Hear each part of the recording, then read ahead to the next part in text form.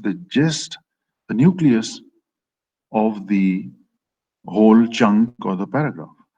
Now, there was a time when topic sentences used to be written somewhere in the middle, somewhere at the end, anywhere other than the very first sentence. But now, this book and the course outline tells us, let the topic sentence be the very first sentence of a chunk or a paragraph. The moment the eyes of the reader encounter, start reading, indulging into the understanding of a paragraph, the very first sentence tells him or her what is it all about. So always remember, always tell yourselves, take yourselves by the collar when it comes to writing a paragraph that the very first sentence must be a topic sentence. Never ever forget to write anything without putting the topic sentences at the top. Now, how do we do that? You must know the central idea of your discussion, whatever you are going to discuss underneath in the chunk in the paragraph, and then give a statement, a general statement, write a sentence, generally telling your audience that this sentence is the paragraph, this chunk is going to be about these things. And that can be said in a variety of ways. All you need to just open up the context to the audience. Now, if you remember semester number 2, the components of communication told us that the first ever component is the context.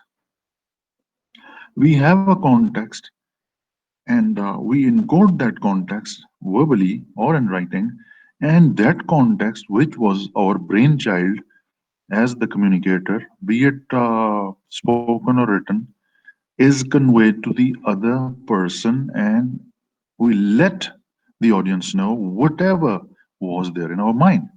Now, as far as the spoken aspect of language is concerned, communicating the context is relatively easier, because when you are communicating, you are face to face, but when you are writing, you are not face to face. You send your written document in absentia to your audience, and it is only the non living words without any sound of voice which are being read by the audience, and meaningfulness is drawn out of these.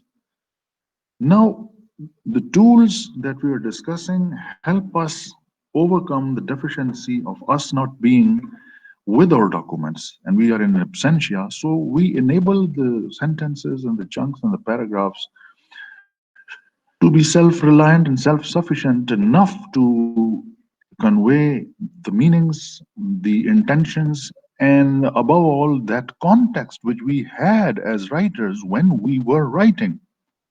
So you want to keep the audience with you and keep them on the same page with you. If you are not successfully able to do that, it means there is a gap, a gulf lying in between your context, your meaning, which you intended them to understand, and their meaning, which they will understand the things with. Now, if this happens, the very definition of technical writing is contradicted. It, it said it aims at getting work done to change people by changing the way they do things. So, how can you change them if they understand your things in different ways? So, in order to bridge that gulf and gap more and more, you write topic sentences, you choose these little devices to make things clear. Because clarity is the key word, clarity is the main focus of attention of a technical writer. We are not talking about literary writers, dramatists, and novelists, and short story writers, and playwrights. No, we are talking about a professional writer. Today, as students, tomorrow, as professionals, you're working somewhere and you have people like your own self surrounding you. So, if you do not create clarity, things are not understood. So we don't write like novelists or dramatists or like journalists or poets. We write things from the point of view of clarity. We do not create suspense. We do not create ambiguity. We do not create dichotomy, duplicity, and various dimensions, aspects of interpretation and explanation of a sentence. We want things to be clearly said and made them understood by the audience. So, clarity must always be kept before yourselves as writers. Now, once you have created a topic sentence and begun your paragraph or chunk with a topic sentence,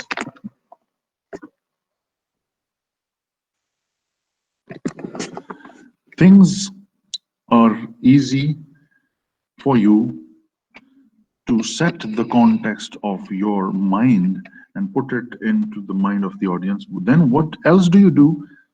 Let me now, having all this mindset that we have talked things about, let me first read the slide for you and then pass on to the next point. The paragraph must be started with a topic sentence which emphasizes the main idea of the whole paragraph.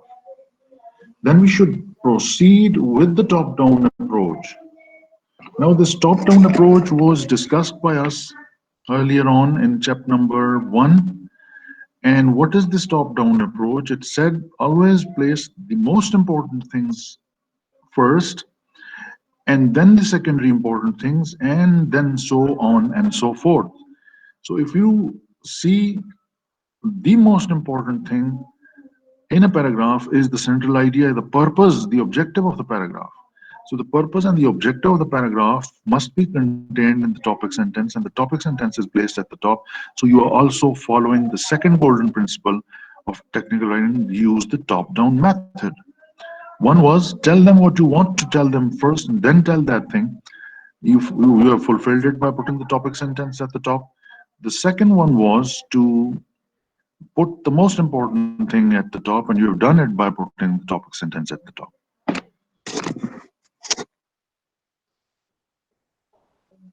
And then those sentences after the topic sentences which develop the idea contained in the topic sentences. Now, after the topic sentences, those sentences should be written which further elaborate the idea of the topic sentence.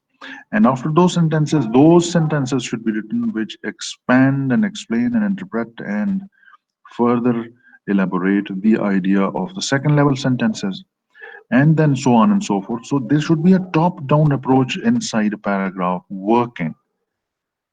This poetry should be working. This facility, this rhythm, this meter, this facility should be in motion inside a paragraph. The most important thing, the topic sentence, the second level sentence should take the idea of the topic sentence, expand it. The next one expands the idea of the sentence which precedes it, and so on and so forth. So it's a chain reaction. It's a passing on the task of clarity from the topic sentence to the other, to the other, to the other, and till the end.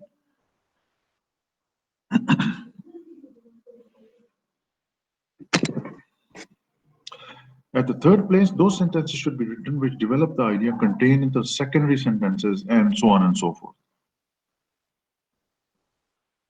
Now, dear students, after the topic sentence, there is another good concept which please write somewhere and pay full attention to me, is the creation of coherence.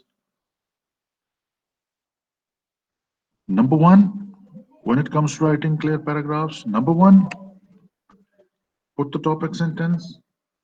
Number two, create coherence. Now, what is this coherence and how can a writer create this coherence?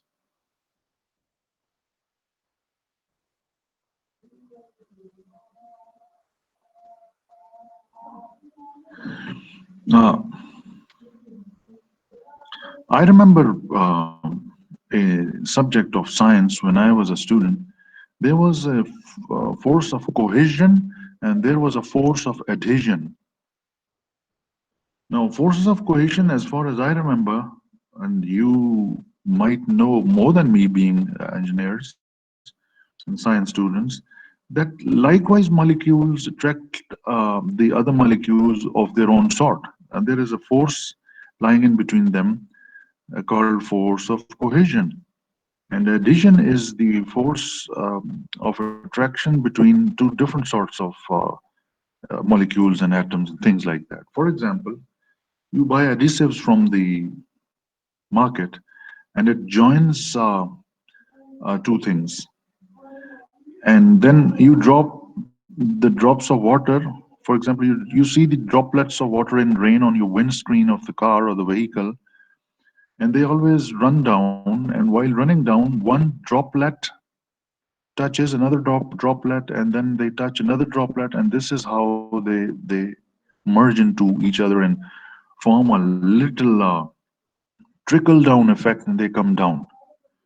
Now let's apply it in a paragraph and come to conclude as to what is coherence. So coherence comes from the idea, the concept of cohesion, cohesive. Everything in the paragraph. Now, what are the things in the paragraph? There are several ideas, many ideas, and all ideas join hands together to highlight and elaborate and make clear the idea expressed by the topic sentence at the top. Now it says, whichever way they adopt those sentences. Some sentence say something in exposition form, it exposes, and it is the topic sentence. Then some sentences further it by adding something to it. Sometimes you even negate something, but here negation is also towards explaining something of the topic sentence. Sometimes you express things in the contrasting fashion and manner, something in the form of addition, something in the form of sometimes in the form of cause and effect relationship. So whatever the sentence says, basically join hands with the topic sentence to explain its idea. Now, cohesion means that whatever is written in a sentence, it somehow, some way has cohesion, and it magnifies, makes clear, augments, supports, expands, interprets the idea of the topic sentence. Why? Because the topic sentence contains the central idea. And the central idea is the purpose objective of the whole chunk of the paragraph, because by virtue of the classical definition of a chunk or a paragraph, it contains one major idea. And that one major idea, if explained by many sentences inside, it means the paragraph or the chunk is said to be having cohesion, coherence. Now, that coherence can be created in some ways, in some manners. Let's discuss them by uh, further elaborating them one by one. Now, for the purpose of creating coherence, number one point the slide contains is repeat terms.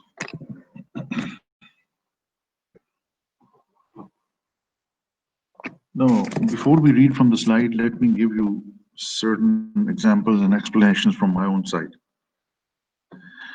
When you say or write something in the beginning and then you say the same information again at some other place in the coming lines and then at another place and another, this repetition is negative and it is condemned and it is not advisable.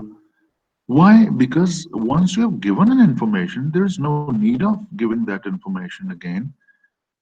But the point we are discussing is not a repeating of the information, it is repeating of the terms.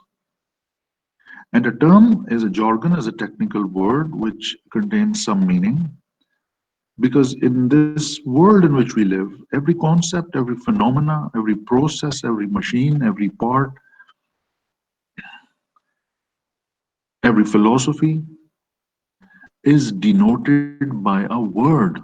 We have nations have the world has coined, invented a lot of terms and words for these things which we have named right now.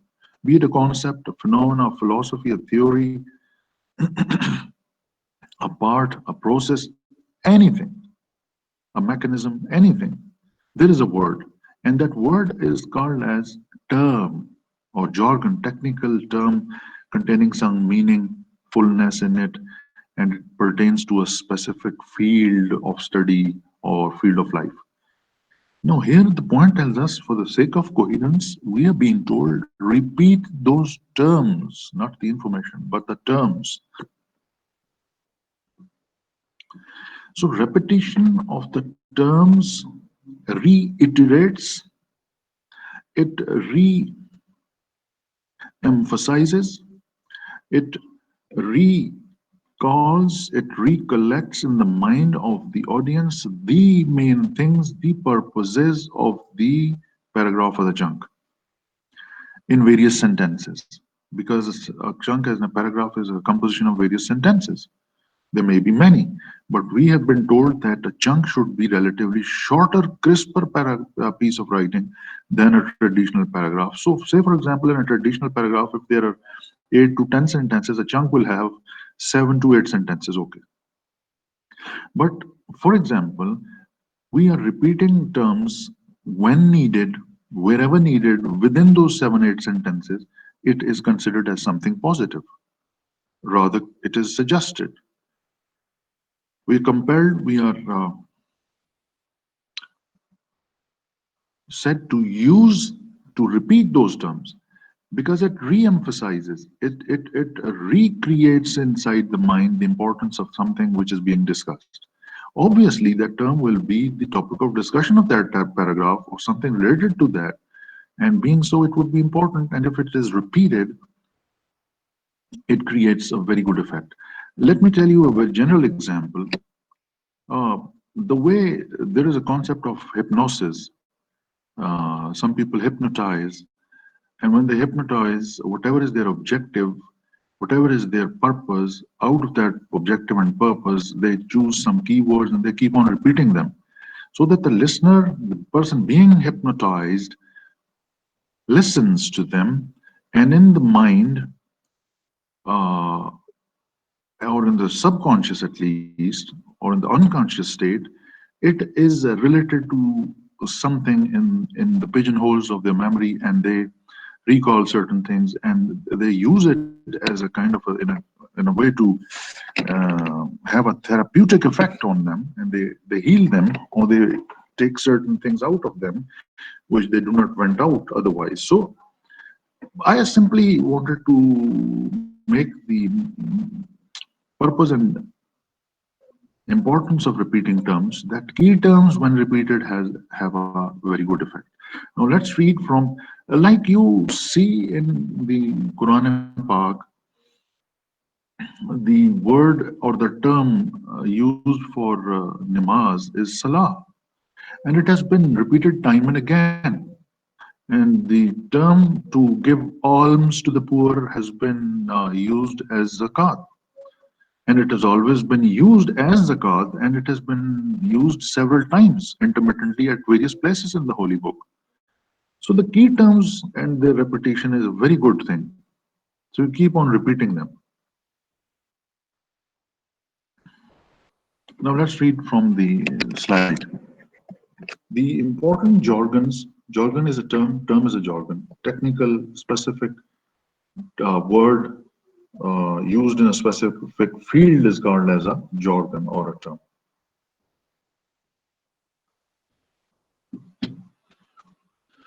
The important jargons should be repeated throughout the paragraph when needed. Now, the condition is when needed. We should not repeat them unnecessarily, but when needed, wherever we. Now, who will tell us that it is needed? So we are the constructors, we are the builders, we are the composers of our own expression. So it's our brainchild. Whatever context, whatever research, whatever data collection we have done upon a topic is being expressed in the written form by us. So we know how to do it. And if we let our common sense sleep at that time, it will be a Himalayan blunder. Do not let your common sense sleep. Take it with you. Let it accompany you perpetually. So when you think that something is important and let it be repeated in the form of a term, repeat it there on the basis of need. So it's the need basis which with which you think that something is important to be reiterated here. Let's name it once again. I've already used it as a term. Let's repeat this term. So on the basis of need in various sentences, it within a paragraph, important terms can be repeated. The example will clarify everything. Doing this highlights the main idea contained in the topic sentence time and again for the audience to comprehend easily and clearly. For example, now this example clarifies the point we are trying to make.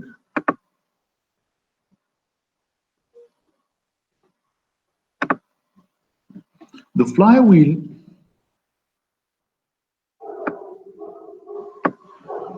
the flywheel plays an important role in the working of the electric fan. The flywheel bears a lot of weight and therefore gathers momentum because of its weight when moved with electric power.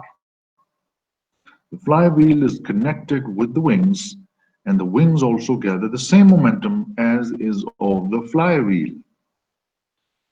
Now, we have repeated the term flywheel time and again in all these sentences, and that is done by me with a purpose.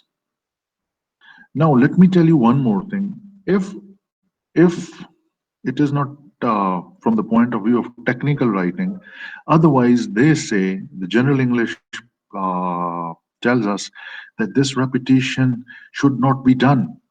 We have invented a concept of pronouns, and flywheel is a non-living thing, and there is a pronoun it for it.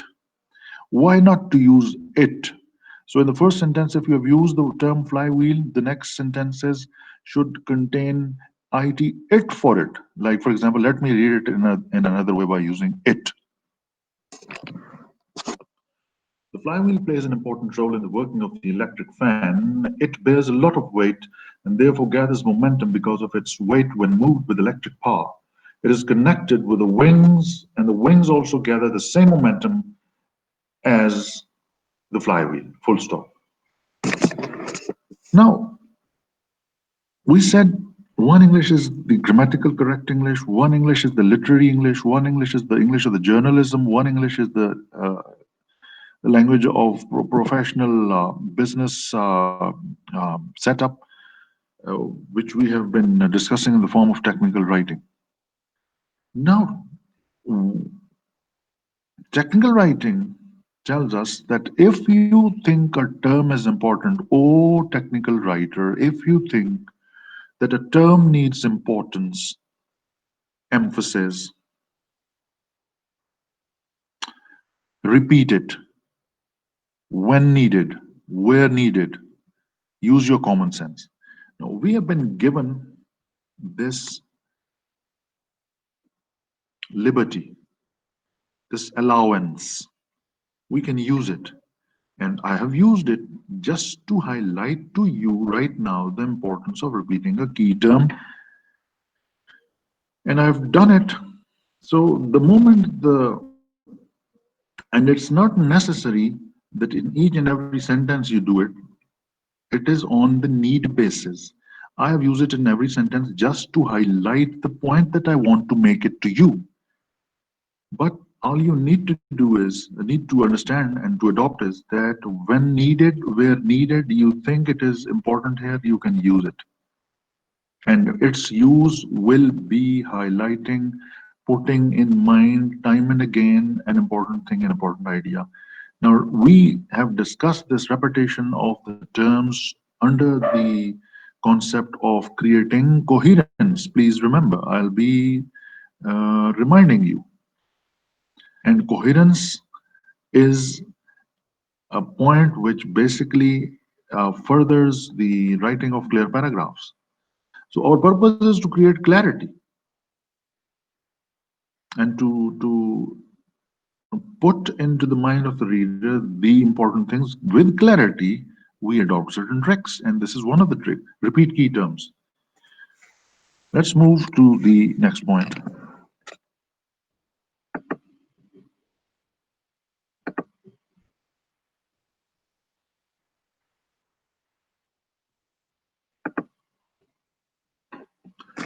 Dear students, constantly speaking, I would like someone among you to respond.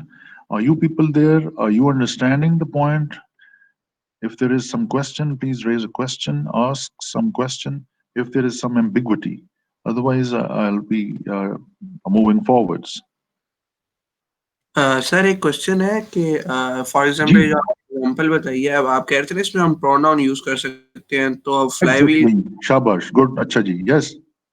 Flywheel use करने की जरूरत ही नहीं है, तो इस तरह से तो ये मतलब अगर हम राइट कर रहे हैं तो हमें तो प्रोनाउन यूज करने चाहिए ना, unless we really need to use flywheel. Exactly, exactly. मैंने फिर साथ ये बताया है ना कि बेसिकली तो प्रोनाउन बना है। मैंने या इस मिसाल में ना जानबूझ के सिर्फ ये पॉइंट क्लियर कराने की खातिर कि रिपीट टर्म का मतलब ये है कि कोई, मिसाल के तौर पे हमने फ्लाई व्हील पे फर्ज करें बात करनी थी, तो हम समझते हैं कि फ्लाई व्हील इंपॉर्टेंट है, तो अब जरूरी नहीं हर सेंटेंस। मैंने बताया आपको कि मैंने जानबूझ के इसको इसको आपके जहनों में डालने के लिए अच्छा रिपीट कैसे की जाती है। तो जरूरी नहीं था कि हर सेंटेंस में की जाती, लेकिन जब आप समझेंगे कोई चीज जरूरी है तो उस चीज को आप इंटरमिटेंटली किसी नीचे चंक में किसी और जगह रिपीट कर सकते हैं, जरूरी नहीं है हर सेंटेंस में। सो द पॉइंट वाज कि प्रोनाउन तो है, वो तो एक जनरल बात है, लेकिन जब हम किसी चीज को करना चाहें, मैं सिर्फ इस पॉइंट को उजागर करना चाहता हूँ कि टर्म्स को रिपीट करने से उनकी अहमियत ना सिर्फ बढ़ जाती है, बल्कि वो जो टॉपिक अंडर डिस्कशन होता है वो इजीली अंडरस्टैंड भी किया जाता है। अच्छा, ये सिलसिला चल रहा है, अच्छा वो फलां की बात चल रही है। तो ये इसका एक साइकोलॉजिकल इफेक्ट होता है, बड़ी खास बात है। एक साइकोलॉजिकल इफेक्ट होता है इसको। अ, मैंने तो उसमें एक्सप्लेनेशन में बताया भी कि यूज करते हैं ये हिप्नोटिज्म वाले। जो इम्पोर्टेंट बात डालनी हो उसमें से एक इम्पोर्टेंट वर्ड जो है उसको रिपीट करते हैं कई दफा, तो की जा सकती है। अदरवाइज जरूरी नहीं है हर सेंटेंस में। मिसाल के तौर पे अब मैंने हर सेंटेंस में रखी है, तो एक दो में से उतार लें अगर, तो फिर एक दफा आगे किसी जगह यूज कर लें, तो वो भी ठीक है। रेपिटेशन का मीन मतलब ये है कि उसको आना चाहिए, रेकरेंस उसकी होनी चाहिए, आगे भी नजर आए। जरूरी नहीं कि एक दफा कर दिया। आपके रिपीट टर्म करना जो है वो हाइटन्ड इफेक्ट पैदा करता है अंडरस्टैंडिंग का, और क्लैरिटी को बढ़ाता है। तो ये बस उसका है। आगे चलें अगले पॉइंट पे। Yes sir.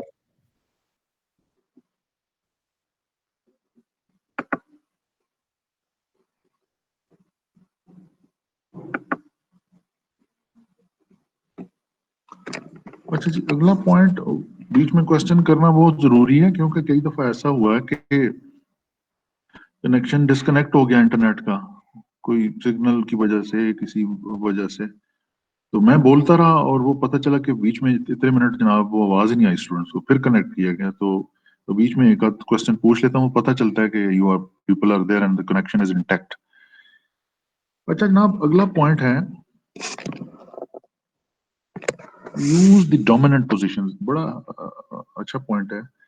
Now shifting my code of interaction with you back to English, our subject is English. Now, when we say use the dominant position, what do we mean? Before we read the slide, just listen to what I explained to you. In a sentence, there are two major parts.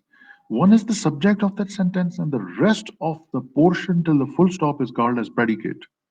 The predicate contains many things, may contain many parts of speech, may contain some tense or some tenses, maybe, and it throws light upon the subject. So the subject is the most important thing, the most important idea. That's why point number one of writing clear sentences was place the sentence's main idea first. And the main idea or the most important idea of a sentence was the subject of that sentence. We said put it first means write things in the active voice. Now, keeping that point by recalling it, now put it here in the point under discussion. It says use the dominant position. Now, the dominant position, the most important position, the pivotal position, the picket position, the very important place is the place where the subject stands in a sentence, and that is the beginning of the sentence in active voice sentence case. And we have been told to use 80 plus percent of the time the active voice because it's the normal English word order. So it simply means the most important idea or the most important thing, term, must always be made the subject of sentences. And when you do that, you give it a dominant position, making it more simple and clearer. Let me give another dimension to it.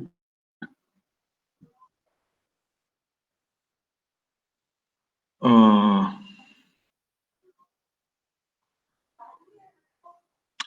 Whatever the writer plans, intends, thinks that it should be paid more attention by the audience or the readers when they read my sentence in a chunk or paragraph should be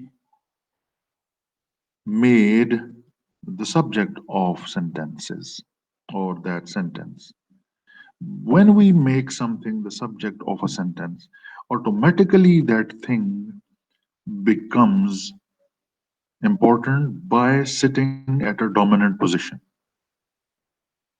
For example, very simple example, I teach English.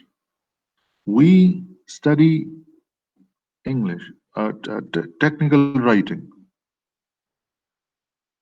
Now, in the first sentence, I was the subject. I teach technical writing. Now, it means I was the subject. The rest of the portion till the full stop was the predicate. Now, if by using the common sense we throw light upon the example number one, it means example number one talks about me in the form of the first person singular pronoun I, and tells that it is me who teaches technical writing. So the subject is automatically highlighted that the sentence throws light upon the subject as to who teaches English, technical writing.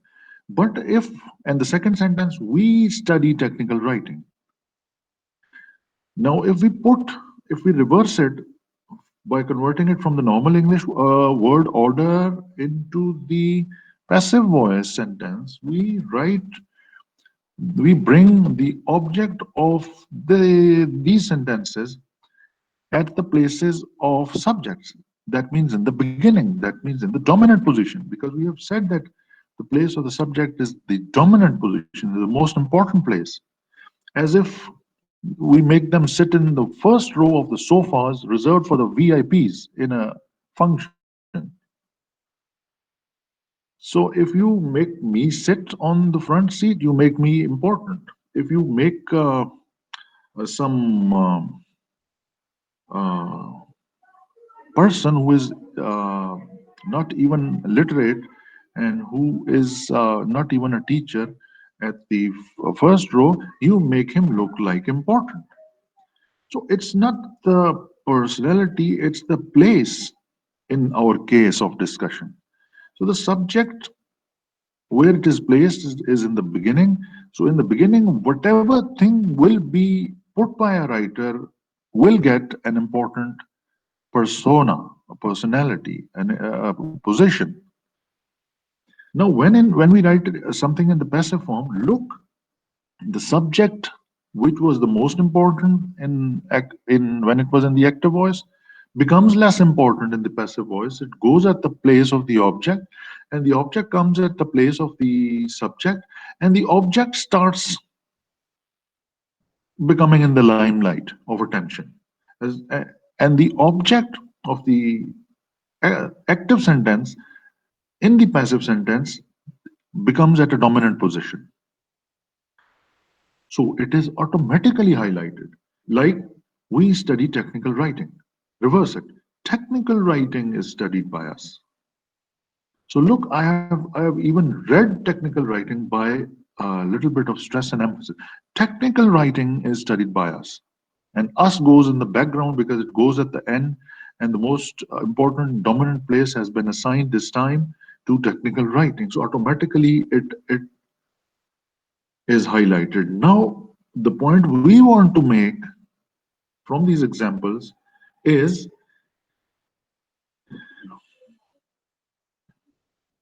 let's take the example we have already given.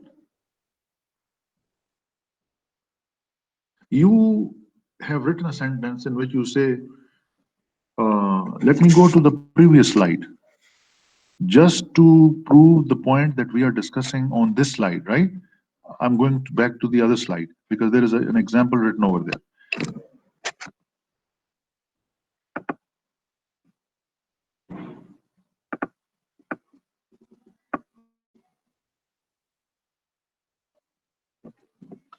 For example, the sentence you are writing is about the flywheel, and it has been written at the dominant preposition as the subject of the sentence. Now, say for example, in the sentence number one, instead of the flywheel, the purpose before writing or when writing of the author, of the writer, was to make not the flywheel look important, but the electric fan, say for example, right? If it is the electric fan to be made important in the minds of the readers when they read the sentence, then the sentence should be begun by mentioning, bringing the electric fan in the beginning. But when the sentence was written, the intention was to highlight the flywheel, so the sentence begins with the flywheel. But let's say, for example, for the sake of the point we are discussing on the other slide, on the next slide, we have taken a turn back because the sentence was written here to just to discuss things from taking help from this written sentence. The electric fan, for example, becomes the purpose. It gains priority in our eyes, and we think, we want and intend and plan that it should be highlighted when my reader reads it, because I want to make a point regarding the electric fan. So this should be important, this should be made important in their eyes. So I'll begin the sentence with the word, with the term electric fan, by bringing it in the beginning. So I'll say the flywheel plays an important role in the working of the electric fan. Instead of this, I'll begin the sentence with electric fan, and I'll say the electric fan contains a flywheel as an important uh, element. The electric fan contains the flywheel as an important element. Now, look, this time I've talked about the important role of the flywheel still, but I wanted that the electric fan should be made more important. So I've begun the sentence by the term electric fan in the beginning. So it's the intention of the writer. It's the planning, the strategy of the writer as to what topic he is writing upon or she is writing upon, and in that topic, which thing right now should be given attention to. So whatever point, phenomena, jargon, term, process, uh, equipment, machine, part you think in the discussion you are making, or be it anything, if you think that it should be highlighted by me, make it the subject of that sentence. The moment you make something the subject of a sentence, you begin the sentence. Now, one more thing, a very good thing. Dear students, when we put sentences into the passive form, you know the meaning does not change, only the manner changes. Now, once I say, I eat an apple, it means it's I who eat and it's the apple which is eaten. Now, let's write it in the passive voice. The apple is eaten by me. We bring the apple in the beginning, and the I goes at the end and becomes me. But that does not mean that now the apple eats me. It still means that it's I who eat the apple, only the manner changes. So, dear students, why I said this thing right now?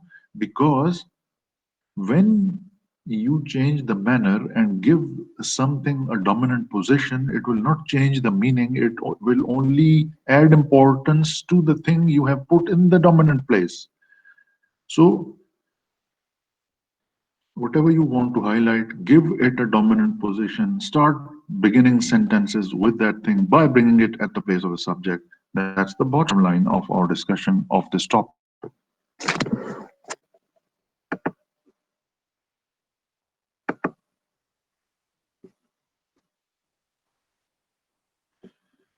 Let's read it from the slide. A technical writer should prefer to mention technical terms, jargons, concepts, ideas, and phenomena in such a way in a sentence that these are subjects of sentences. Why? If you think that it should be highlighted and it should be put in the minds of the readers so that the natural psychologically uh, gained attention may be assigned to it, should be assigned to it, you give it a dominant position. The example given here is the flywheel is connected with the wings. Now, the flywheel is at the place of the subject, so it contains the dominant position. Now, you say in the next sentence, the wings are attached to the flywheel. Now, you bring the wings in the beginning, so the moment the eyes struck and encounter the word wings, the wings get attention, the wings get natural psychological attention, so automatically they are highlighted. So, whatever phenomena, whatever concept, whatever point, whatever name, part, machine, process, whatever the writer wants to make important, just begin the sentence with that name, with the name of that thing. It means at the place of the subject, you will put that thing, and automatically it will be highlighted. Psychologically, definitely it will be highlighted. So, this is also another way of creating coherence, another way of creating an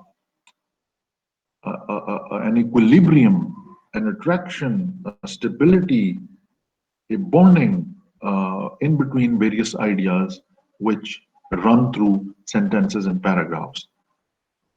And when we are successfully able to create coherence, we are creating clear paragraphs. Clear means we'll be making ideas reach their minds, chewed and digested by their imaginations with clarity, the way we want them to be understood. Now, the next point regarding coherence is the provision of transitions. The next point says provide transitions. Now, before we discuss and read the details, I need to discuss it with you first. What does this part trans mean?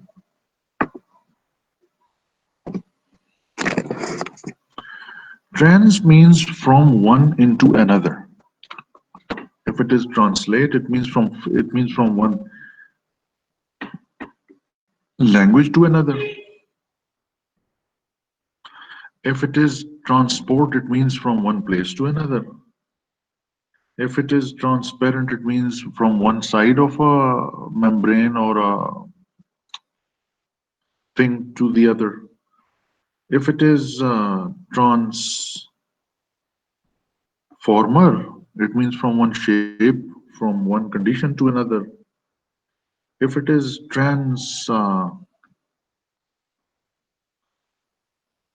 Atlantic Airways, it means from one side of the Atlantic to the other side of the Atlantic, an airline which takes passengers. So trans means one into another. Now, what does transitions here mean? When we are writing something,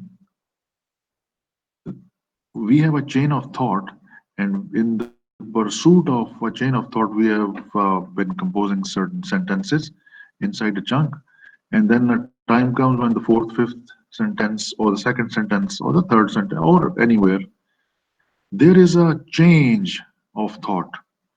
There is a change in the pattern, a shift in the pattern of thoughts that we as writers are undergoing.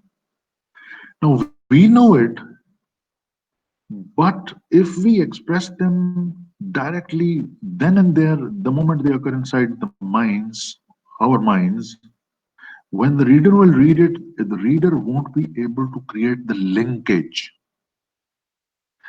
It won't. The reader will find it difficult to catch that reason of change, and when this happens, he misses the point as to what shift occurs and why has it occurred.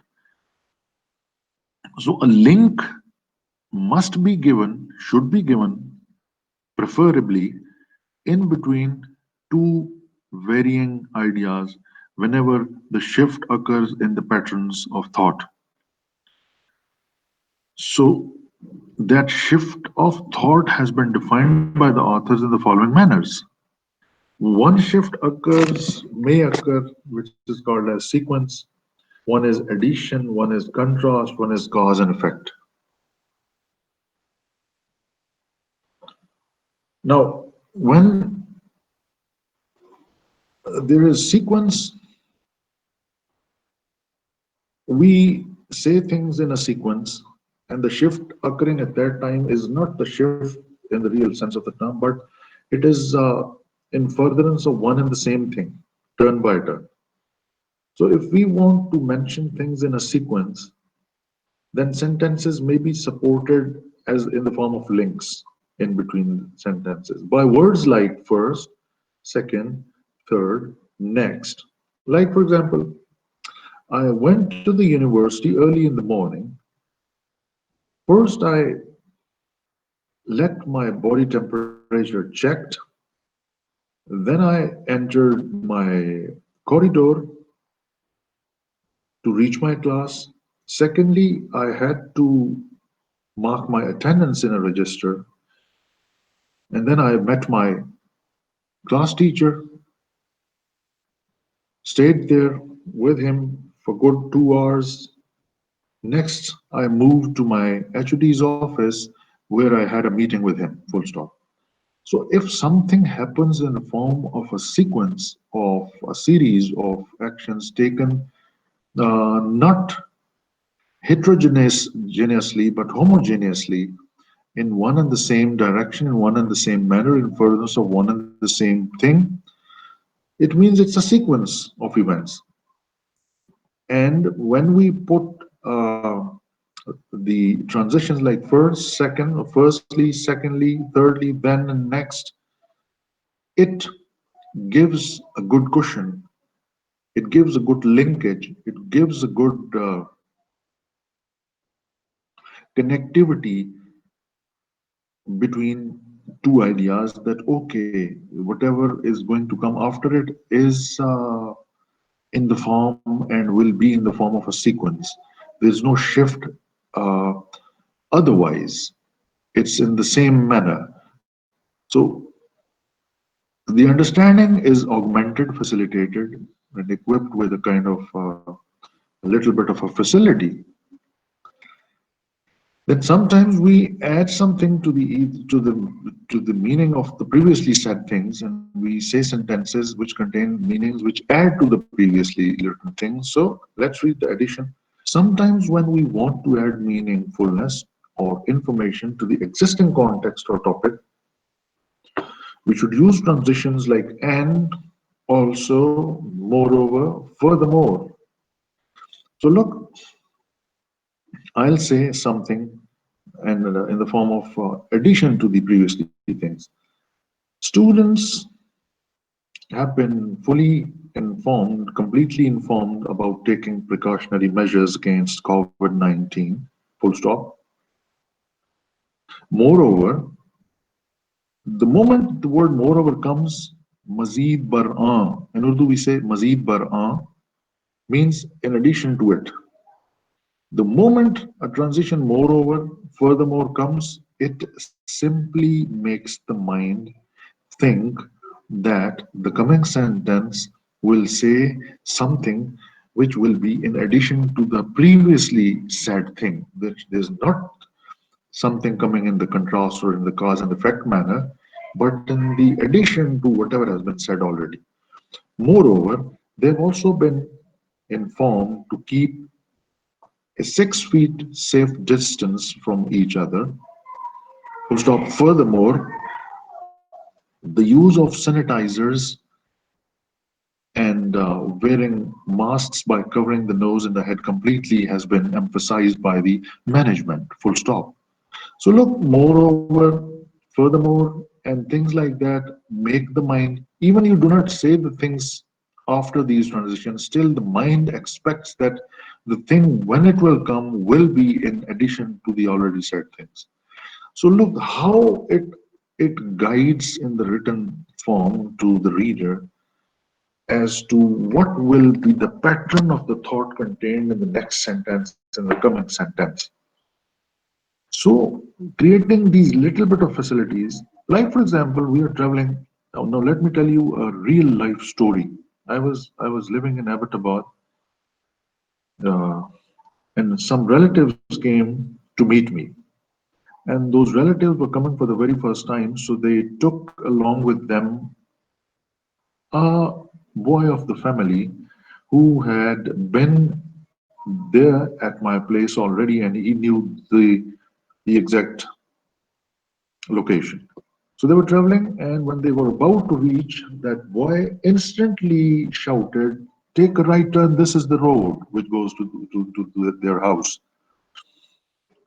Since he spoke right at the spot when the road had uh, to take a turn to was the right side, what happened that the driver in the instant shouting took a turn and a car coming from behind bumped into their car. And that's a long story. We do not need the details. All I need here for your understanding's sake is that he didn't tell the thing to be done in the next step in time. Kabal az waqt. He told it right on time and waqt par. So had he told them the taking of the right turn a bit before that spot, the understanding of the driver would have been bettered, and he would have seen in the rear view mirrors and also switched on the right side indicator to make a synchronization of him taking the right turn and telling the driver at the back that be careful, I am taking a right turn. Same is the case when you provide transitions in between sentences having nature of sequence, addition, contrast, cause, and effect. You basically create a kind of a guidance before time that the coming sentence will be in this pattern. This will be in the sequence of chain of thought. This will be adding something to the meaning. This will be in the contrast. The first sentence has said something, or the first clause has said something. Now the second clause in a sentence or this next sentence at least, or even you can do it within two paragraphs, but here we are talking about coherence within paragraphs.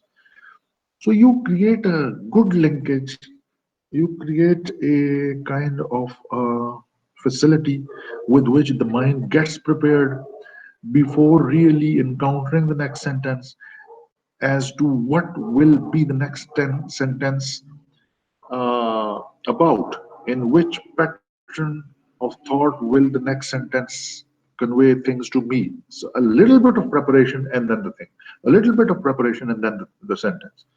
So this is how you provide the transitions. Now, there's an example. Wind plays an important role in lifting an airplane. Furthermore, it also rushes in the engine for combustion. One thing, wind plays an important role in lifting an airplane when it becomes in the taxi position on the runway and runs with full tilt in order to let a lot of air pass underneath the wings and lift it up. Okay, fine. Furthermore, the moment we read furthermore, the transition tells us that there is another thing which is being said in addition to the first thing. It also rushes in the engine for combustion. The same air which lifts the airplane also goes inside the engine and helps in combustion of the fuel. So the transitions are also always helpful. Provide them, always provide them. The subject tells you, make use of these little tricks and make your paragraphs and sentences clear, better for your audiences. Next point is contrast, the transition of contrast. Now, sometimes we say something in a sentence, or in a if it is a compound sentence or if it is a complex sentence, one clause said something and the next clause may say something in contrast to the earlier said thing. It is not necessary that it is in addition and it is in sequence to the previously said thing. Sometimes we have to say things in contrast, in contrasting ways. So then you provide the transition and it sets the mind that the other portion or the other clause or the other sentence coming after it will be in contrasting information to the earlier said thing. For example, uh, if I say we had to play a football match with the fifth semester mechanical engineering students early this morning, and then I say but. Now, the moment but is announced, is pronounced, is said, is expelled, is ejaculated out of my mind, the listener makes the mind.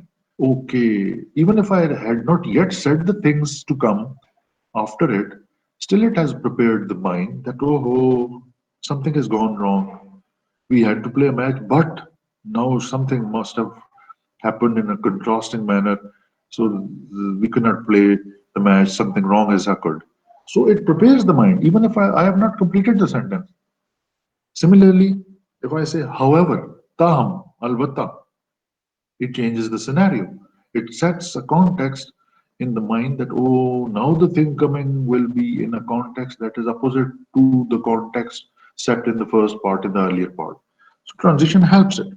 We had to play a football match early this morning with the students of the fifth semester mechanical engineering. However, it has been postponed due to rain, full stop. It has been postponed due to certain reasons, full stop. जो भी बात हो, तो पता चला transition जो ही हम देते हैं it provides, it sets the background, it expands the backdrop, it gives you a reason. Contrast or opposing idea is coming, is announced in the mind. So it helps form clarity. It helps indicate the author, the audience as to how to interpret and how to decode the coming information, in which pattern, in which term, in which shift you have to interpret it. So it helps, it helps, it helps. So helping and creating facility is the objective of a technical writer. So this is how we do it. The last one is the cause and effect relationship, the transition of cause and effect relationship.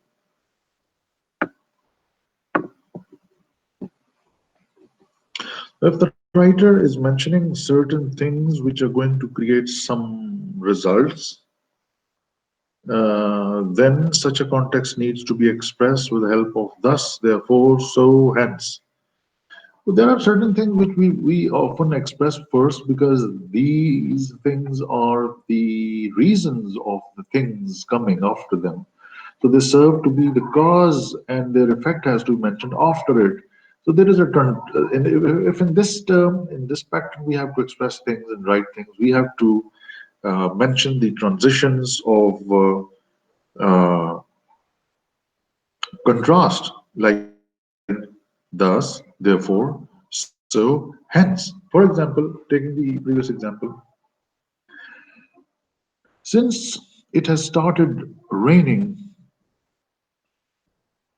comma, thus, therefore, so, hence, the football match between the seventh semester section C of mechanical engineering and third semester mathematics, BS mathematics has been postponed. Full stop. So you need to give the transitions of thus, therefore, so, and hence in between two contrasting, opposing context, contexts. So this gives a,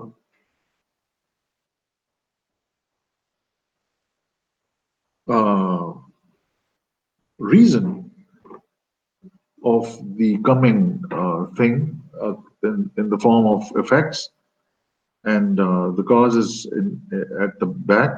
So in between there is a transition of thus, therefore, so, hence. So when you write it like, start writing like that.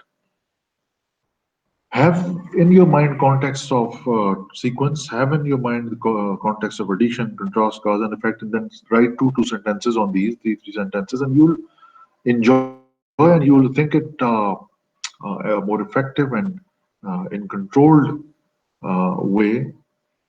You will feel good. Start using these in your daily writings and adopt them and make them part of your personality as technical writers. After the transitions, the writing of clear paragraphs has ended. So you can write clear paragraphs by adopting all the things we have discussed.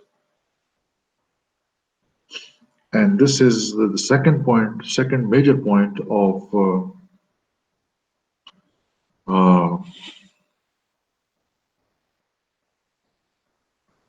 chapter number four. Chapter number four said how to form a style of technical writing. Its name is technical writing style. Style is the combination of certain uh, ways and manners with which we uh, create clarity for our readers. So we need to write clear sentences by adopting certain points we've discussed. We need to write clear paragraphs by adopting these things which we have been discussing. And now is the turn of the last point of chapter number four, technical writing style, which is choose a proper tone for your readers. Choose an adequate tone for your readers. So let's start discussing the choice of a proper tone for your readers.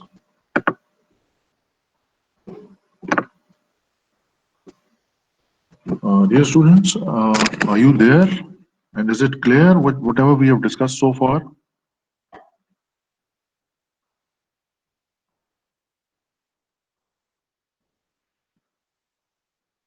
Yes, sir. Thank you. Thank you. Who spoke? Who was he? Who was it? Sir Azizullah. Azizullah Azizullah Azizullah बहुत शुक्रिया अजीज आप खैरियत से हैं ठीक हैं Yes, sir. Yes, sir. Ji Thank you. अच्छा बहुत शुक्रिया अच्छा जी You're welcome. तीसरा और आखिरी पॉइंट जो हमने डिस्कस करना है वो इस जिमन में कि क्लैरिटी हम अपनी लिखाई में अपनी तहरीर में किस तरह पैदा करते हैं उसका नाम है चूज ए एक मिनट में स्लाइड की तरफ जाऊं choose a tone for the readers अपने रीडर्स के लिए क्यों रीडर्स के हमारे सब्जेक्ट का ताल्लुक सिर्फ लिखाई से है तो इसमें स्पोकन एस्पेक्ट हमने सेकंड सेमेस्टर में जोर दिया था इसमें हमारा रिटर्न पे है so whenever you right something for your reader वो एक टोन को चुने, एक अच्छी टोन को उनके लिए चुने जो उनको काम आए। अच्छा जनाब, अब इस पे थोड़ी सी डिस्कशन की जरूरत है। आ, और टोन क्या चीज है? Tone is something which has got to do with the sound, which has got to do something with the volume, which has got to do something with the uh, voice of something. And if there is no voice or no sound, there is no question of tone. So this is something which our common sense guides us. Now the question arises: our subject is related to writing. Emphasis is on writing, technical report writing or technical writing. There is no tone, no voice, no sound, no pitch, no volume, no rise and fall, no stress and unstressed patterns when we write in our written words. The written words are uh, lifeless. They are non living. They do not have any living characteristics. Where from the sound and the tone and the pitch and the rise and the fall and the concept of voice or tone come into non-living dead words that are written on paper or on screen or wherever in our documents? Now, this is an interesting question. And by making this question the basis of our discussion of the last point of this chapter, we can understand things in a very good way. Now,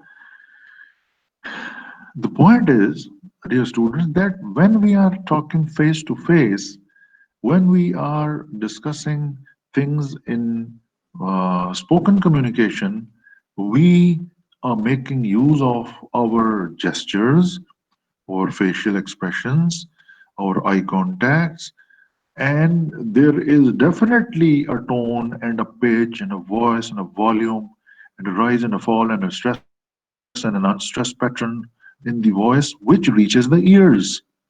And it's both ways. When the other person who listens now starts speaking, you do the same interpretation from seeing the and observing the pitch and the rise and the fall and the volume and the tone and the everything. So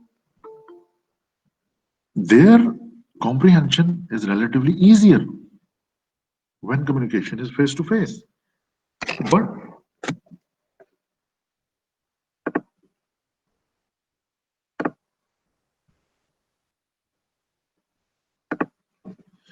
but in writing, we write something, we send it to our audience in another office in the form of an email, any document, a report, a research report, a thesis, a letter, an application, a circular, a memorandum, anything, or we send it to another organization. We won't accompany that written thing.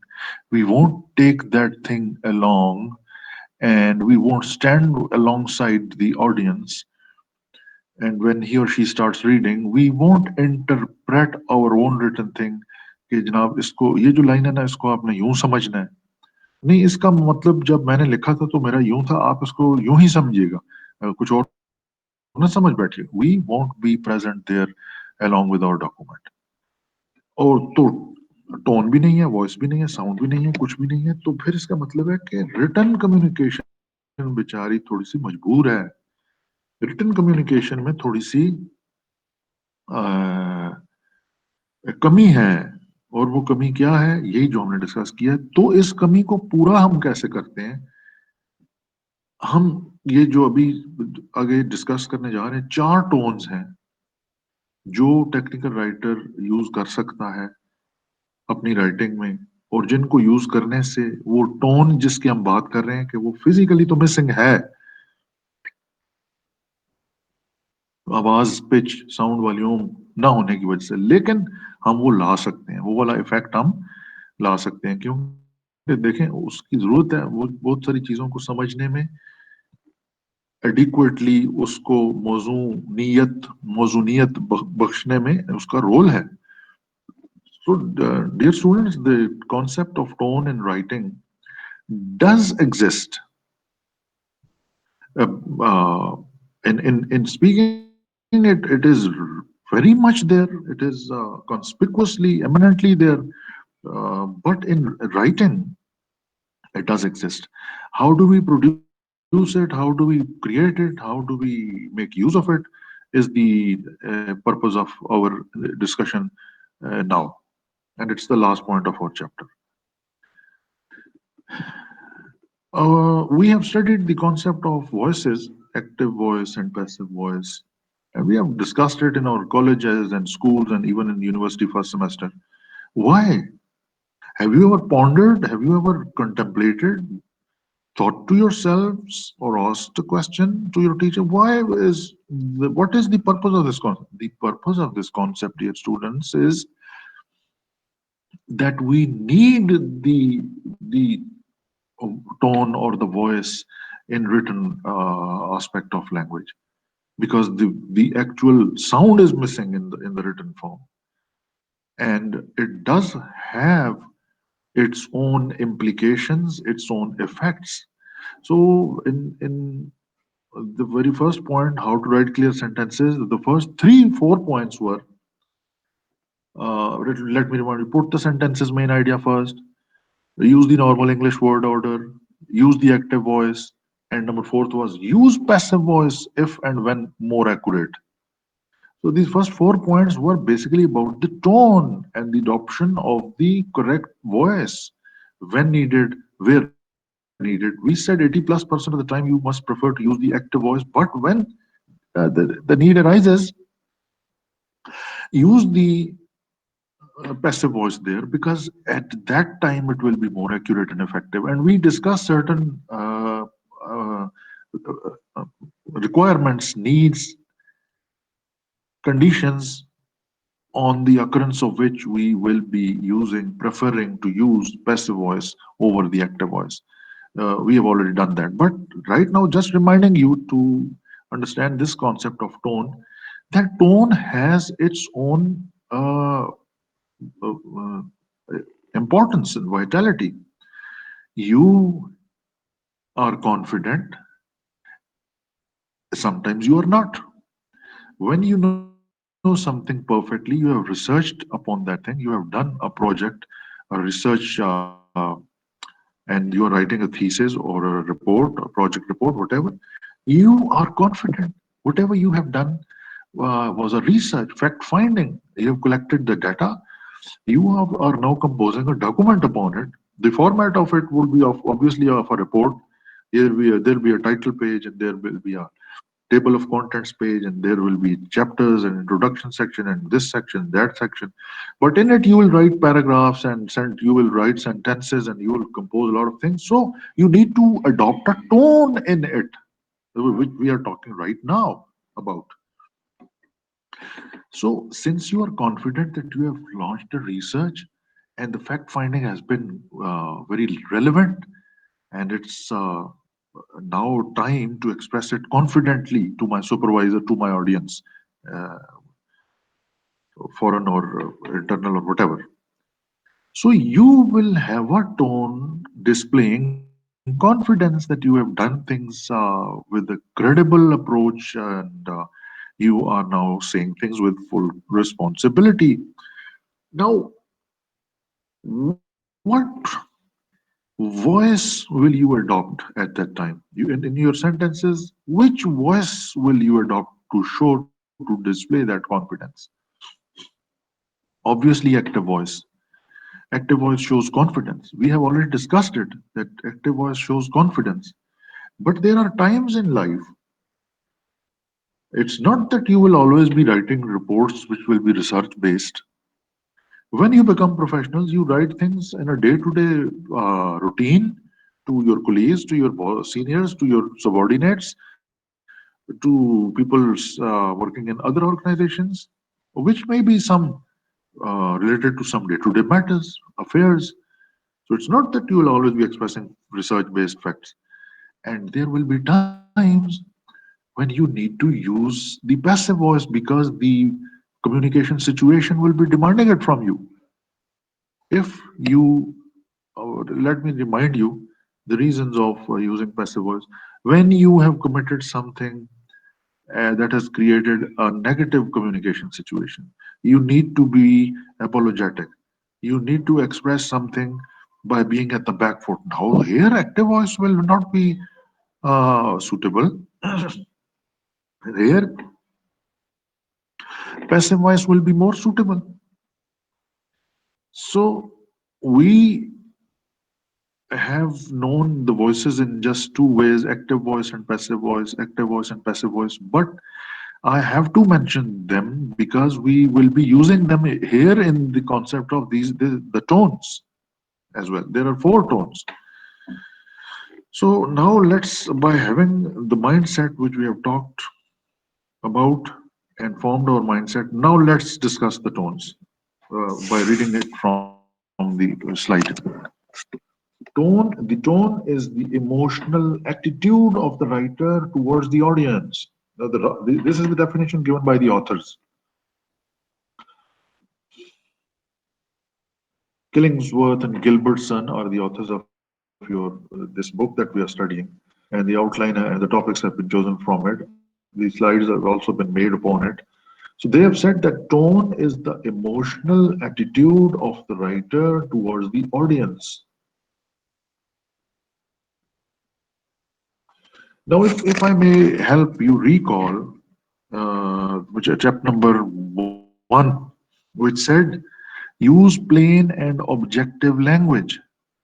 And in the explanation of that concept, we said that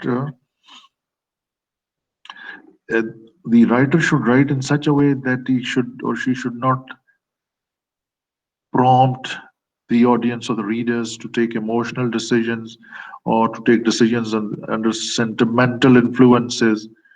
It should not be written from the subjective point of view, from the personal approaches of the writer, but facts should be presented plainly as facts and left the decision over to the audience to decide how to interpret. But let me tell you, actually, we cannot adopt that thing fully and completely, because if we do that and if we leave everything over to the audience, everything, then we have already discussed another topic which said that technical writing is interactive, and interactive means that they have their own schemata, scheme of interpreting things in the light of the existing knowledge base, and they may interpret the things in a way, in a manner which was not intended by you as a writer to be understood by them. So communication takes place in such a way that things are not understood the way you wanted them to be understood. If this happens, it means the purpose is lost. The writer intended things to be understood in one way, and they were understood in another way. Now it means we need to help them in some way in order to make them understand certain things in certain manners. Now that's why there was another concept that the purposes of technical definite purposes of technical writing are that it informs, it instructs, and number three was it persuades. It also persuades to them, the audience, to understand something and to adopt something. Why? By telling them some benefits, and not to adopt certain things. Why? By telling them the disadvantages of that thing. Now, to this extent, your involvement is just fine. But after it becomes subjective. So the point from where it becomes subjective should not be indulged in. But a certain level of emotionality and emotional attitude has got to be there, because it's a man talking to a man. The writer is a human being. The audience is a human being. So it's a man talking to a man affair. We are flesh and blood people. We are not inert objects. So how can we entirely negate the aspect of emotional attitude from our communication, be it spoken or written? In spoken, it is very much there because there are some non-verbal cues, facial expressions and gestures and eye contacts and whatnot, and the frowns on the face and many things, body language. But it is absent in writing. So where from will that essential human element of emotional attitude come into the written aspect of language? From this concept that we have taken into account, the concept of tone, the choosing of a adequate proper tone for our audience. Now, I'll read it again. Now you have a mindset now. The tone is the emotional attitude of the writer towards the audience, which is established, which is made, which is established with the choice of words the writer employs. Employs means uses. Now, there is a conclusion and there is a restriction as well. The only thing left with the writer to form a particular tone is the choice of words, because there's no volume, no pitch, no sound, no voice, no acoustic elements involved in writing, written aspect of language. So it's only the choice of words. Use these words, don't use these words. Use this voice, don't use this voice. Use these pronouns, no, don't use these pronouns. Use this asking questions, no, don't use this asking questions. I mean, these are there is the choice of certain things, and the things is also words. Whatever you write, you have words with which you play this game of writing. So, with the choice of words, the tone, the emotional attitude can be shifted from one to another to another to another. There are four tones. Now, let's discuss these tones one by one, having all the discussion that we have done in your mind, keeping it in your mind. There are four tones in writing. Tone number one is called as forceful tone. Tone number two is called passive tone. The third one is personal tone. And the last one is impersonal tone.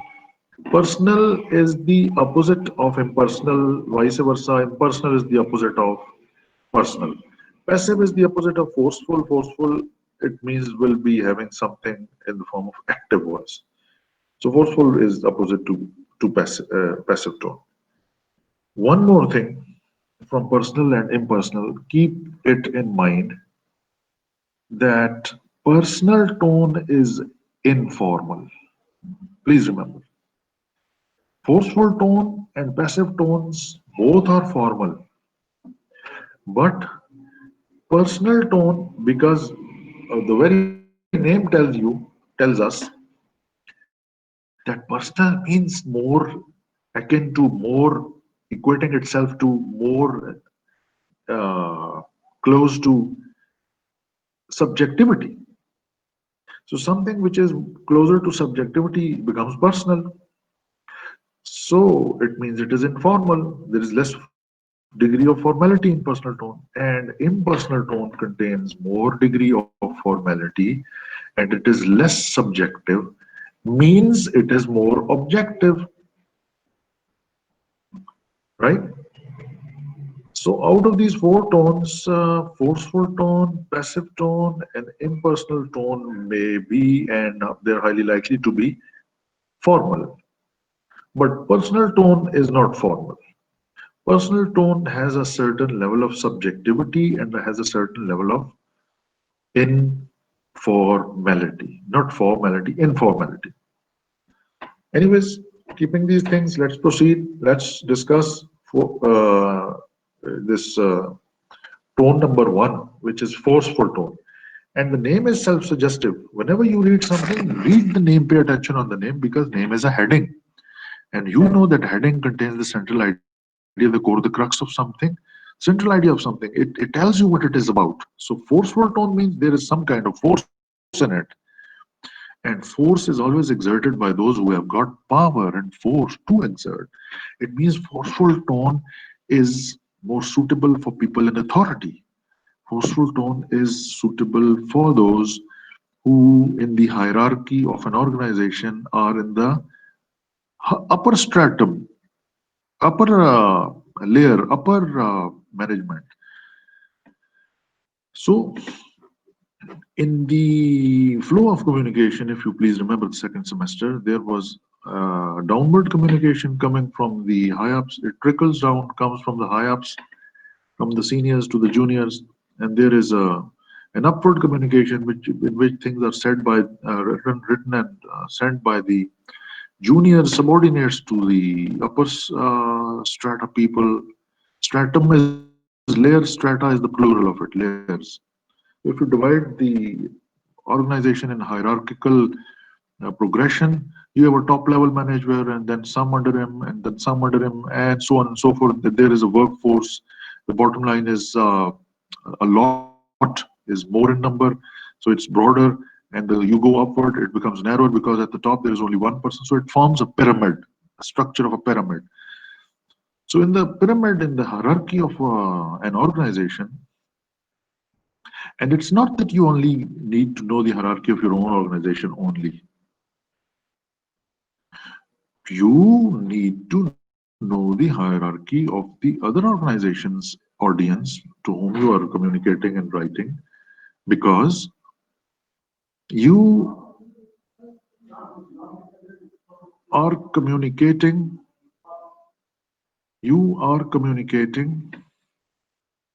with people, and you need to understand whether they are senior to you, whether they are junior to you, whether they are equal to you, and you define your audience like that. Chapter number 2 was about defining audiences. So it's not that you define your own audience, the audience of your own organization. You need to define the audience of other organizations. Whoever, wherever is your audience, it needs to be defined. It needs to be known by you fully. Then and only then will you be able to cater to them, to deal with them in a proper way.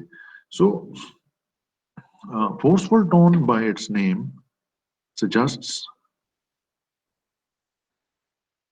that it is having some force into it. Now, when we say force into it and when we read the name forceful, the only thing that comes in our mind is that it will be having something authoritative, something commanding, and something imperative into it, and that's it. No. The tone is forceful, and it is not necessary that the things we have discussed earlier will be the only aspect of this tone, that it will always be used by the seniors to the subordinates. I have told you one example, if I may help you recall it. I said if you have done a research and if you have collected some data and you are now reporting all your collected data in the form of a report, that report will be submitted to your supervisor, who is definitely your senior, your teacher, internal or external. And it means you are the junior. So there will be a junior writing to a senior. But I said that in order to express confidence of having done credible research, you should use the active voice. You will be using active voice in your report. It means the tone will be forceful because of the use of that active voice. But one thing which we have said earlier on is that the audience is senior to you, and the junior is writing, you are writing something for them.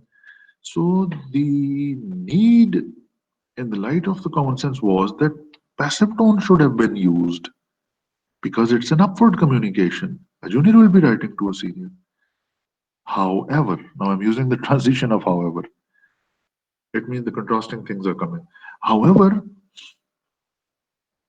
since you want to appear credible and confident that whatever you have written is based upon research and facts, you need to adopt a forceful tone, despite the fact that you will be writing something for your senior. So It also tells us another aspect that forceful tone does not only mean that it will always be used by seniors for their subordinates, but juniors can also use it if the juniors want to express confidence in whatever they are writing. Now, with this mindset, we have been discussing the things. Let me read things from the slide. You will understand it better now. Forceful tone implies means ये इशारा देती है, ये इस बात का India इशारा करती है, ये इस बात को का माहौल फराम करती है, पढ़ने पे इमोशनल एटीट्यूड कौन सा बनाती है, इम्प्लाई करती है, इशारतन क्या कहती है. Forceful tone implies that the writer is in control of the situation. Writer is in control of the situation. यहाँ पे रुकते हैं. तो अगर सीनियर जूनियर को लिख रहा है तो he is in control of the situation. Okay fine, वो सीनियर है. जूनियर जैसे मैंने कहा था, आप रिसर्च रिपोर्ट लिखते हैं, सुपरवाइजर आपका ऑडियंस होता है या होती है अगर फीमेल है तो वो सुपरवाइजर आपसे तो सीनियर है, लेकिन इन कंट्रोल ऑफ द सिचुएशन आप हैं, क्योंकि आपकी रिसर्च बेस्ड रिपोर्ट है, फैक्ट्स पे मबनी है. और फैक्ट्स पे अगर मबनी है तो फिर this makes you in control of the situation. You are confident, you must express things confidently. तो फिर फोर्सफुल टोन वहां आपको भी जचती है. अब एक और बात, फर्ज करें सीनियर एक जूनियर और सबऑर्डिनेट को लिख रहा है, लेकिन जो कुछ लिख रहा है उसमें हो सकता है उसको मुआजरत ख्वाहाना होना पड़े. वो उनसे कोई ऐसी बात कर रहा हो जो उसको करनी चाहिए थी उनके लिए नहीं कर सकता, मुआजरत ख्वाहाना हो. तो बेशक सीनियर जूनियर्स को लिख रहा है, अब वो फोर्सफुल टोन इस्तेमाल ना करे. देखिए, अब जरूरत बन गई है इमोशनल एटीट्यूड ऐसा रखने की जिसमें कि मुआवजत ख्वाहाना होना है, तो उसको पैसिव टोन यूज करनी पड़ेगी, जो कि सेकंड टोन है. अभी आई नहीं है, लेकिन यहाँ पे उसका जिक्र करना जरूरी इस सिनेरियो में हो गया. तो एनीवेज अभी फोर्सफुल टोन पे आगे बढ़ते हैं, वो जहां पे रुके हैं उससे आगे. Once again, forceful tone implies that the writer is in control of the situation. कौन सी situation? Communication situation. You know it. The situation is positive. दूसरी बात की situation positive है. तो मैंने कहा ना कि अगर सीनियर भी लिख रहा है तो पॉजिटिव लिख रहा है तो फिर तो ठीक है, लेकिन इसका मतलब है कि ये जो भी बात पड़ी पॉजिटिव नहीं है तो फिर नेगेटिव है, तो फिर ये टोन नहीं जचेगी. फिर सीनियर भी लिख रहा है जूनियर को तो उसको शिफ्ट होना पड़ेगा पैसे में, जो कि अभी नहीं आई, लेकिन यहाँ इसका जिक्र जरूरी था क्योंकि ये बात कह रही है कि अगर सिचुएशन पॉजिटिव है.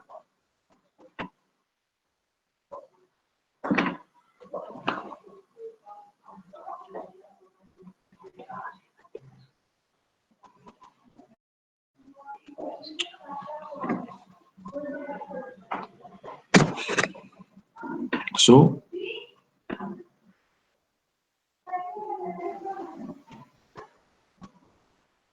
when the writer is in control of the situation, or the situation means the communication situation is positive, or it is appropriate to address the subordinates or to show confidence, to make a tone forceful, you need the following things. Dear students, I need a break of just 5 minutes. I'll be back. Uh, just after 5 minutes, I'll be back to you, right? Please stay there. After 5 minutes, I'm coming back. My father wanted me for 2, 3 minutes, so I begged leave for 5 minutes. Now I'm back. So we were discussing the forceful tone. Now, the requirements for the use of forceful tone are, number one, that if you think as a writer that you are in control of a situation, then you can use it. And let's discuss the various conditions of control of a situation. For example, if you as a student of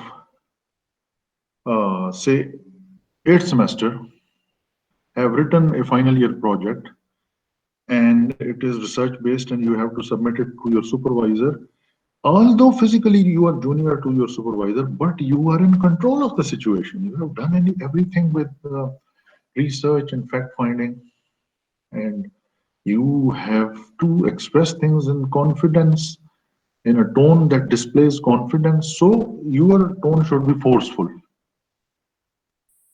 right? So all the characteristics which we are going to discuss underneath must be present in your eighth semester final year project report, which you will be doing next in the next semester, and always in your life. Whenever you are in control of the situation, you should say things confidently. For example, if the judge asks someone, "Have you stolen the laptop?" Sir, it was not stolen by me. Instead of saying it, the thief should, the accused should say, "I have not stolen it."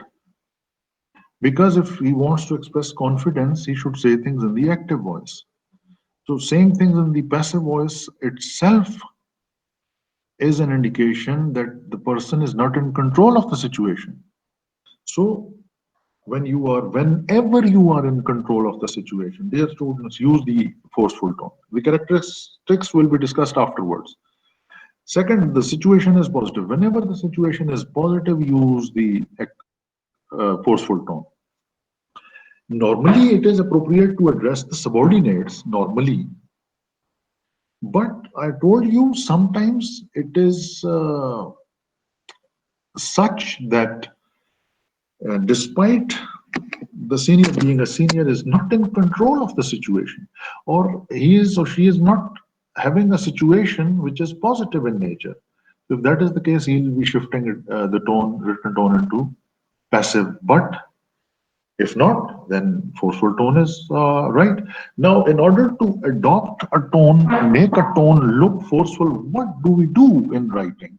How do we write the sentences and the paragraphs and the pages and the chapters and all the write ups and the documents? We use the active voice, number one, and then we use imperatives. Dear students, imperatives are those sentences which begin directly with verbs in the beginning. There is no subject in imperatives. The subject lurks somewhere at the background. For example, if I say robots are used in the assembly lines, that does not mean that I do not mean that the manufacturers or the factory owners use robots in their assembly lines. I do mean it. But definitely, if robots are used, there is some agency, some agent, some person who uses robots for assembling things. So it's in the background, but it's not mentioned. Robots are used in the assembly lines. If I put it in another way, manufacturers use robots in the assembly lines. One and the same thing. But uh, when subject is missing, it's lurking somewhere in the background. But when we use imperatives, it's not that we are only removing the subjects. We basically begin sentences directly with verbs. So those sentences which directly start with verbs in the beginning are called as imperatives in English language. How? Sit down, close the door, open the window, pay attention, come here, leave the room, etc. Now look, leave is a verb, come is a verb, pay attention, pay is a verb, sit down, sit is a verb, stand up, stand is a verb, go, leave the room, leave is a verb. So those sentences which tend to begin with verbs in the beginning. The normal English word order was subject in the beginning, verb in the middle, and objects at the end. But these sentences which we have discussed now begin directly with verbs. These are called imperatives. The nature of imperatives is that these are short, not long. Sit down, come here, open the door, close the door, leave the classroom, pay attention. Now, if spoken with the tone, with the sound, with the voice, the listener can guess whether it was a request or a command. Sit down. This was a command. Sit down. Please sit down. This is a request. So So the tone, leave the classroom. Please leave the classroom. The tone will suggest whether it was a command or a request, but that will happen only when the language is spoken. In written language, since the sound and the tone is basically absent, the rise and the fall and the pitch is absent, the intentions of the writer are not clearly observable. So they agree internationally, all agree that some sentence, if written directly with a verb in the beginning, will be called as imperative. Imperative का मतलब है जिसमें लाजमपन पाया जाए, तहक्कुमाना, हुक्म देता हुआ होगा वो। क्योंकि अगर उसके साथ प्लीज नहीं है तो फिर हम हमें कैसे पता चलेगा कि ये रिक्वेस्ट है? प्लीज है तो फिर तो चलो अच्छा नहीं, ये रिक्वेस्ट किया जाए, प्लीज सिट डाउन। फिर उसको पढ़ने में मैं यूं पढ़ूंगा, प्लीज सिट डाउन, लेकिन प्लीज नहीं लिखा हुआ तो मैं, सिर्फ सिट डाउन लिखा हुआ है तो मैं उसको यूं पढ़ूंगा, सिट डाउन, कि लगे कि ये तो इम्पेरेटिव है यार। तो पता चला इस बात पे एग्रीमेंट है कि जो सेंटेंस लिखा हुआ ऐसा होगा कि उसके शुरू के अंदर शुरू में सब्जेक्ट नहीं होगा बल्कि वर्ब से डायरेक्ट स्टार्ट होगा, तो उसको इम्पेरेटिव समझा जाएगा रिटर्न में। लेकिन इम्पेरेटिव्स की डेफिनेशन फिर हमने ये भी की है कि वो रिक्वेस्ट भी हो सकती है, लेकिन फिर आपको मैंने बताया कि फिर लिखने में प्लीज पीछे लगा होगा तो ठीक है, नहीं तो ऑपरेटिव वो बन जाएगा और उसमें बोलने में भी उसकी टोन बताएगी। एनीवेज लिखने में वो sentence beginning with verb is imperative, और इम्पेरेटिव की नेचर ये है कि शॉर्ट होते हैं। तो अब वापस आते हैं कि अगर जनाब टोन को फोर्सफुल बनाना हो तो फिर आपने एक्टिव वॉइस यूज करना है और फिर इम्पेरेटिव्स यूज करने हैं, या इन अदर वर्ड्स अल्फाज दीगर, दूसरे लफ्जों में मैं यूं कहूंगा कि जिस टोन में लिखी हुई तहरीर में लिखने वाले ने इरादतन लिखी थी, मतलब जानते हुए लिखी थी या अनजाने में लिखी थी, लेकिन अब पढ़ने पर उसमें से अगर हमें उसके वॉइसेस ज्यादा एक्टिव नजर आ रहे हैं, और सिर्फ एक चीज को नहीं देखना, ये तीन चार चीजें इकट्ठी अगर पाई जाए तो टोन का अंदाजा तब लगाना है कि वॉइस एक्टिव पाई जा रही है और जुमले इंपेरेटिव भी नजर आ रहे हैं, और फिर वीजल वर्ड्स नहीं नजर आ रहे हैं। Do not use weasel words. अच्छा जी, वीजल एक जानवर है। It's an animal which lives in the burrows. It forms little holes and burrows inside the ground. Why? Because it's always having fear of being picked up by the beasts from the air, the birds of prey, the eagles and the falcons and the peregrines from the air, and the owls.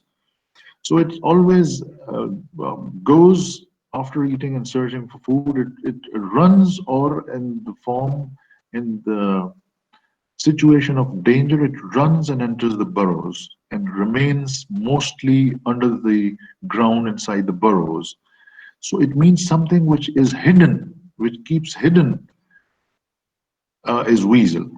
Now here we have weasel words. It means there are some words. These are some words which keep something hidden. And if they keep something hidden, it means they want to normalize something. They do not want to say things clearly. And this is the opposite of forceful tone. Forceful tone says things with clarity and full force and confidence. So if you use weasel words, it means it is not indicative of forceful tone. If you do not use weasel words, that will mean that the tone is forceful. But I again tell you that it is not only one element or factor which we take into account. The combination of some factors written under a tone join hands together and sync with each other to form a collective tone. So when the voice is found in the active voice, when there are imperatives found in the written expression of someone, means sentences beginning directly with verbs, and when there is no use of weasel words, and weasel words are like maybe, possibly, perhaps, hopefully, उम्मीद है कि शायद, मुमकिन है, हो सकता है. These words are used when we do not say things with surety and full confidence. So in a forceful tones, these words are not found. But if these words are found, I'll, as a technical writer, and you as a technical writer, will definitely right then and there, instantly, in the wink of an eye, decide and understand that the tone is not forceful. So if you want to make your tone forceful, you will have to write things in the active voice. You will have to use imperatives at several places. It's not necessary that every sentence you write should be an imperative. No, if there are imperatives found in a writing, if there are active voice mostly found in a writing, if there are no weasel words found in a writing, and if it is sensed, if the writing gives a sense that the writer is responsible agent. He is writing things with full confidence and responsibility. It means the tone is forceful. Now, in order to create point number D, in order to indicate that you are a responsible and agent and saying things confidently with responsibility, the above A, B, C points must be there. So, dear students, let's sum it up. If you want to make your tone forceful, when you will do it? You will do it when you think that the situation is under my control. How the situation is under control? If it is positive, if the things you say are fact based and credible, and if you are senior, and if the situation is not negative, it is positive, then forceful tone should be written. And in order to make that tone forceful, you'll have to write things in the active voice. You'll have to use imperatives. You may use imperatives. You should not use weasel words, maybe, possibly, perhaps, hopefully, etc., etc. And that will make you look a responsible agent, a person saying things with confidence, and a person saying things credibly. Or one last line should be said in another way, that if a written expression bears these characteristics that we have discussed, we will think that the writer has said things in forceful tone. But suppose, for example, if the communication situation is negative, and the tone of the writer, when read by us, all of us as writers, let's become readers for a moment, we find that the writing contains these characteristics, then we'll instantly decide and conclude that the tone is forceful, but the communication situation is negative. So it means this is a blunder. The writer has committed a mistake. In a negative communication situation, he should not have utilized this forceful tone, right? He should have used the passive tone, which we are going to discuss now. So पता चला कि सब चीजें common sense की रोशनी में हमने अंजाम देनी होती हैं, और कम्युनिकेशन सिचुएशन को मुताला करके, ऑडियंस का मुताला करके, इसीलिए वो पहले चैप्टर में कहा गया था डिफाइन योर ऑडियंस करना सीखें. तो टोन का चुनाव इस बेस पे है. तो आइए दूसरी टोन पढ़ते हैं जिसका नाम है पैसिव टोन, और ऑब्वियसली नेम जो है वो बता रहा है कि ये फोर्सफुल टोन का अपोजिट होगा. तो इसका मतलब पहली टोन पे जोर दे दिया अगर समझो के लिए, एक्सप्लेनेशन के लिए, तो अगली टोन समझनी आसान है. पैसिव टोन इम्प्लाइज, ये इशारा देती है, अगर लिखी हुई मिले तो, या इससे ये इशारे मिलते हैं जब हम इसको लिखते हैं, तो that the reader has more power, के राइटर में नहीं, रीडर में मोर पावर, यानी कि डाउनवर्ड से अपवर्ड कम्युनिकेशन है, सबऑर्डिनेट सीनियर को कुछ लिख रहा है, फौरन ये इशारा देती है. एक बात है, लेकिन आगे और भी है. It implies that the reader has more power, और that the situation is negative, या सिचुएशन नेगेटिव है. तो ये जो और के बाद लिखा हुआ ना, ये वाला, और that the situation is negative, ये वाली बात, ये बात फिर इस बात की गुंजाइश बना रही है. It gives rise and it gives room to another situation. Let me discuss it. We have discussed it, but here again I need to discuss it. फर्ज करें आपका बॉस आपको कुछ लिख रहा है. आपने दरख्वास्त दी थी, सर 7th सेमेस्टर स्टूडेंट्स जो हैं वो नारायण ट्रिप पे जाना चाहते हैं सर। अच्छा जी, लेकिन ये मंजूर नहीं हुई बात, तो इसका मतलब है आपकी मर्जी मर्जी और मंशा के मुताबिक आपकी चीज का अप्रूवल नहीं हुआ, तो ये एक नेगेटिव सिचुएशन बनती है। पॉजिटिव तो ना हुई, इनकार करना है उन्होंने। तो अब सीनियर एचओडी आपको जब जवाब देंगे, या डीन या वाइस चांसलर या मैं या कोई बंदा सीनियर जवाब आपको दे रहा होगा, तो पता चला ये, और कि ये जो चीजें हाईलाइट इस वक्त आपको नजर आ रही, और that the situation is negative, इसका मतलब एक नेगेटिव सिचुएशन है। लिखने वाला सीनियर है लेकिन लिखने नेगेटिव सिचुएशन में रहा है। पहली बात थी passive tone implies that the reader has more power. Passive tone imply करती है कि रीडर में मोर पावर है, लेकिन मैं कह रहा हूं कि फर्ज करें राइटर में भी मोर पावर है। जैसे मैंने मिसाल दी है कि एचओडी ने प्रूव नहीं की, वो अब जवाब दे रहे हैं, अब पावर तो उनकी ज्यादा है, लेकिन अब अभी भी वो नेगेटिव, अभी भी वो पैसिव टोन इस्तेमाल कर सकते हैं। जरूरी नहीं कि वो फोर्सफुल में ही बात करें, वो सीनियर है और उनकी मोर पावर है। लेकिन चूंकि सिचुएशन नेगेटिव है, तो पता चला सिचुएशन कम्युनिकेशन जब नेगेटिव हो तो पैसिव टोन सूटेबल होती है। तो अच्छा, अब देखें ना, इससे हमें पता चलता है टोन, कम्युनिकेशन सिचुएशन भी नेगेटिव है लेकिन टोन जो मिलती है वो फोर्सफुल है। तो इसका मतलब क्या है? एप्ट और एडिक्वेट और अप्रोप्रिएटली सिलेक्ट टोन नहीं की गई। इसका क्या मतलब है? लिखने वाला चालाकी कर रहा है, लिखने वाला सिचुएशन के मुताबिक नहीं लिख रहा, ऐसे धौंस जमा रहा है। नेगेटिव कम्युनिकेशन सिचुएशन है, वाई उसको फोर्सफुल टोन में बात हो रही है। अच्छा, फोर्सफुल टोन में बात करने का मतलब वो तो कॉन्फिडेंट नजर आना चाहता है। क्यों कॉन्फिडेंट नजर आना चाहता है?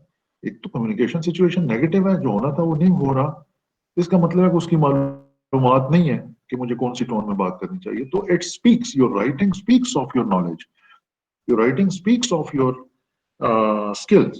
तो ये बड़ा जरूरी है तरक्की के लिए और अच्छी इफेक्टिव राइटिंग के लिए कि आपको इदराक होना चाहिए। You got to have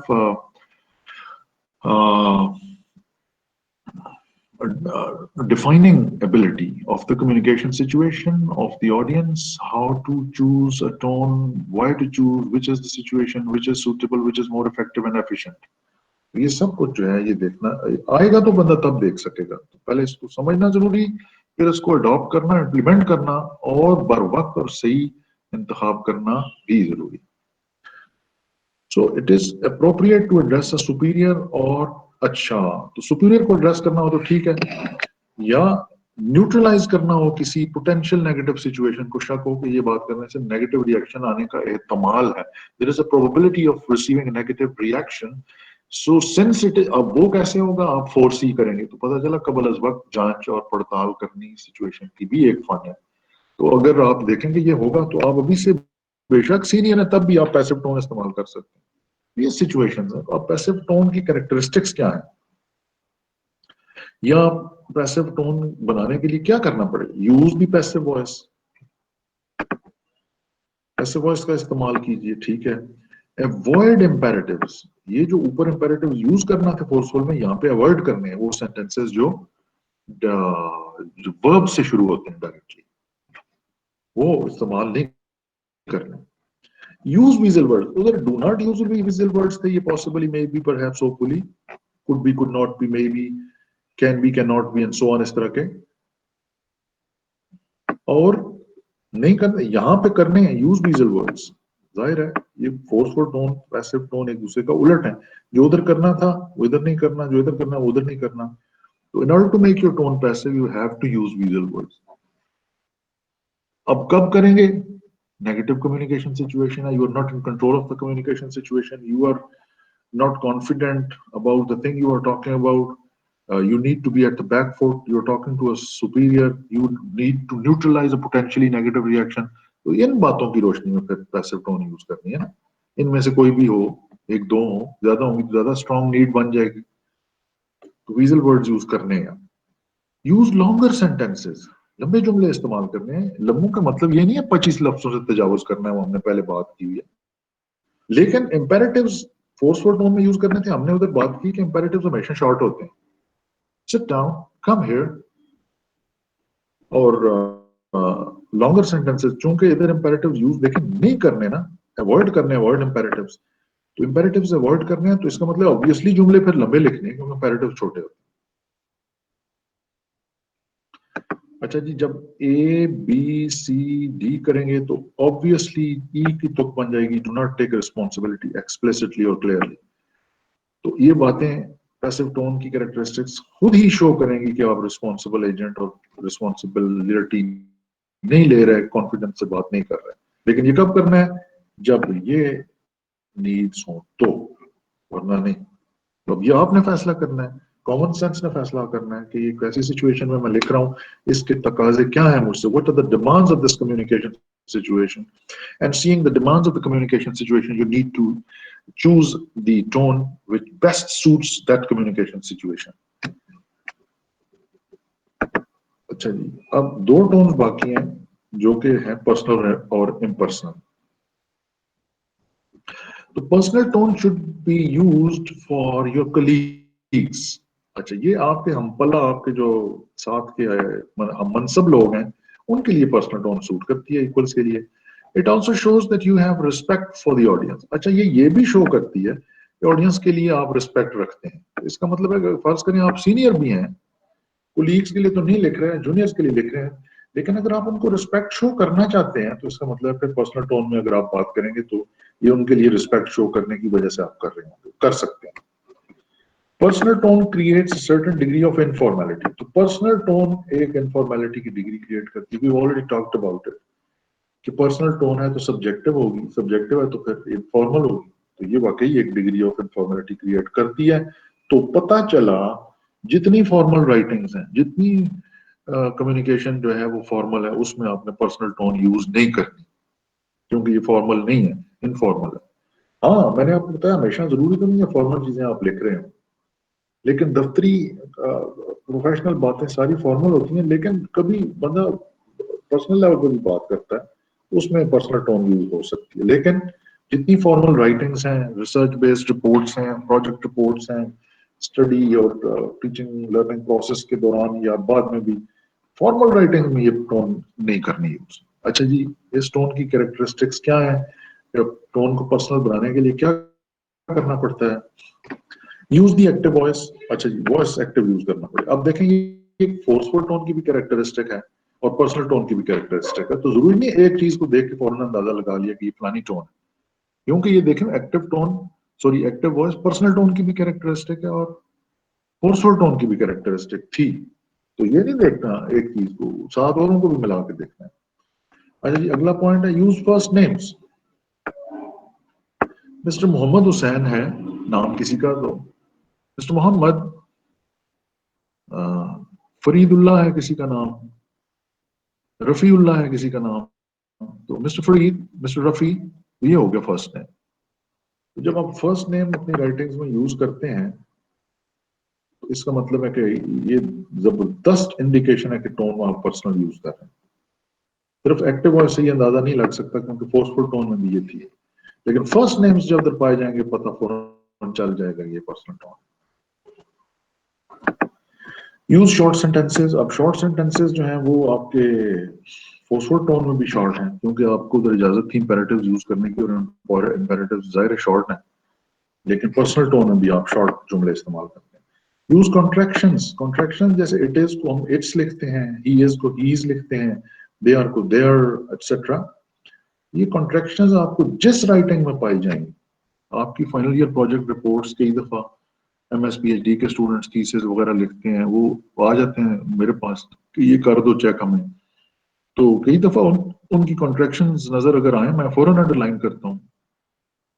personal pronouns मुझे जब भी नजर आएंगे, कैसे नजर आएंगे देखिएगा, एक्नॉलेजमेंट में या किसी जगह लिखा होता है, इंट्रोडक्शन में, बैकग्राउंड सेक्शन में, वी हैव या we performed this lab test on फलानी मशीन, तो मैं उनको फौरन कहता हूँ पर्सनल प्रोनाउन क्यों यूज किया वी है। आप इसको यहाँ पे इससे अवॉइड इसको करने के लिए अगर पैसे भी यूज कर दो, तो वैसे भी तो आप सुपरवाइजर के लिए लिख रहे हैं, जूनियर आप हैं, कॉन्फिडेंस से लिख रहे हैं, लेकिन इधर प्रोनाउन से बचने के लिए पैसे वगैरह लाते हैं, तो ठीक है ना। The lab experiment has been performed upon, यूं करके बात करें आई वी के झंझट से निकल जाएंगे। तो आपने देखना है कि क्या करने से क्या बेहतरी मिलती है, और क्या इधर वो बेहतरी की ज्यादा जरूरत है तो ठीक है अडॉप्ट करें। शॉर्ट सेंटेंसेस के बाद अच्छा जी कॉन्ट्रैक्शंस भी नहीं यूज करनी, नहीं पाई जानी चाहिए किसी फॉर्मल राइटिंग के अंदर। ये वाली चीजें कतन नहीं मिलनी चाहिए, कतन। These are not allowed at all. Formal writing में ये पर्सनल टोन की टच, ये चीजें, ये एक्टिव वॉइस हो सकता है, ये चीजें नहीं मिलनी चाहिए। अच्छा जी, जब भी आपको डायरेक्ट क्वेश्चंस मिलेंगे ना किसी तहरीर में, किसी भी तहरीर में कोई डायरेक्ट क्वेश्चन मिले, dear students, this trip has been arranged for you to feel good after your hectic routine of exams and studies. So we have arranged it for Naran. Do you agree? अब जो ही मैंने question पूछा, इसका मतलब है वो जो तहरीर है वो उसकी टोन क्या है, पर्सनल है। डायरेक्ट क्वेश्चन जब भी किसी तहरीर में मिले, कॉन्ट्रैक्शंस मिले, पर्सनल प्रोनाउंस मिले, इट्स एन इंडिकेशन कि ये तहरीर पर्सनल है। अच्छा जी, लास्ट हमारी टोन है इम्पर्सनल टोन। ऑब्वियसली ये पर्सनल टोन का उलट होगी। वो अगर इनफॉर्मल थी तो इसका मतलब है ये फॉर्मल होगी। तो आए देखते हैं। Impersonal tone creates certain degree of formality. देखें ये डिग्री ऑफ फॉर्मेलिटी बनाती है। This implies that the writer is not important। ये भी इंप्लाई करती है कि राइटर इंपॉर्टेंट नहीं है सिचुएशन में, वो न्यूट्रल सिचुएशन है, मैं इंपॉर्टेंट नहीं हूं। तो इम्पर्सनल टोन फॉर्मल टोन है और इसकी कैरेक्टरिस्टिक्स ये हैं। Do not use names. Formal writing में देखें ना, नेम्स इस्तेमाल नहीं करते, खासकर फर्स्ट नेम्स। अगर करने पड़ भी गए हैं तो खासकर फर्स्ट नेम्स यूज ना करें। Mister mister Liaquat, no, mister Liaquat Ali, mister Mohammad Hussain, पूरा नाम लिखना है। अगर लिखना मिस्टर मोहम्मद, फर्स्ट नेम नहीं यूज करना। Do not use personal pronouns भी इस्तेमाल नहीं करना, बिल्कुल नहीं करना। कौन कौन से personal pronouns? I, we, you, they, he, she, it, me, mine, ours, him, her, hers, their, theirs, ours, ये सब प्रोनाउंस है, पर्सनल प्रोनाउंस है। इनके मुख्तलिफ फॉर्म्स हैं। सब्जेक्टिव प्रोनाउन है, कोई ऑब्जेक्टिव प्रोनाउन है, कोई पोजेसिव फॉर्म है उसकी, लेकिन है तो पर्सनल प्रोनाउंस की। आगे इन्फ्लेक्शंस हैं, इनकी हालतें हैं, चेंजेस हैं, तो ये नहीं पाए जाने चाहिए इम्पर्सनल टोन में, यानी कि फॉर्मल टोन में। पैसिव वॉइस का इस्तेमाल बेहतर है अगर आपने टोन इम्पर्सनल रखनी है, यानी कि पर्सनल नहीं रखनी, यानी कि फॉर्मल रखनी है, तो पैसिव वॉइस का इस्तेमाल बेहतर है। तो आपकी सारी फॉर्मल राइटिंग्स, तो इसका मतलब है कि फाइनल ईयर प्रोजेक्ट रिपोर्ट जो होगी वो भी फॉर्मल होगी, यानी कि इम्पर्सनल होगी। तो पता चला उसमें भी पैसिव वॉइस यूज हो सकता है, लेकिन उधर एक ये कंडीशन है कि आपकी बातें वसूख से आपने बयान करनी है। मैंने रिसर्च की है जी, और फैक्ट फाइंडिंग की है, और बिल्कुल ये बातें दुरुस्त हैं। तो वहां पर एक्टिव वॉइस का इस्तेमाल यूं जचेगा, यूं दुरुस्त और जायज बनता है कि वो आप वसूख से, कॉन्फिडेंस से बात करना चाहेंगे, इसलिए। अच्छा जी, यूज लॉन्गर सेंटेंसेस। यहाँ पे सेंटेंसेस लॉन्गर करने हैं, लेकिन इसका ये कतन मतलब नहीं है कि 25 अल्फाज से बढ़ा के। वो रूल अपनी जगह इंटैक्ट और जूं का तू है, कायम है, दायम है। Use sentences of 12 to 25 words. Do not let your sentences exceed 25 words count. But relatively longer sentences are a way of creating the tone impersonal or formal. तो ये जनाब आपकी 4 टोन्स थी। अगले पेज पे ना मिसालें हैं। एक ही बात है, पहले फोर्सफुल टोन में है, फिर नीचे पैसिव टोन में है, फिर वही बात पर्सनल टोन में है, वही नीचे इम्पर्सनल टोन में है। और पिछले पेज पे जो हम डिस्कस करके आए हैं कि जी ये कैरेक्टरिस्टिक्स इस टोन की हैं, वो बदल बदल के इधर यूज हुई हैं हर जगह। तो आए मिसालें पढ़ते हैं और उसके बाद फिर हमारा क्लास का भी टाइम हो गया। खुदा हाफिज कहेंगे एक दूसरे को। Example for forceful tone. I have decided to implement your suggestion to form quality circles in our organization. जनाब, I have decided ये एक्टिव वॉइस है। It has been decided नहीं लिखा हुआ। I have decided active voice है। This proposal has got great merit। ये देखें short sentences, छोटा जुमला, शॉर्ट सेंटेंस फोर्सफुल टोन का, Imperative हो या short हो, forceful tone का दिया देता है.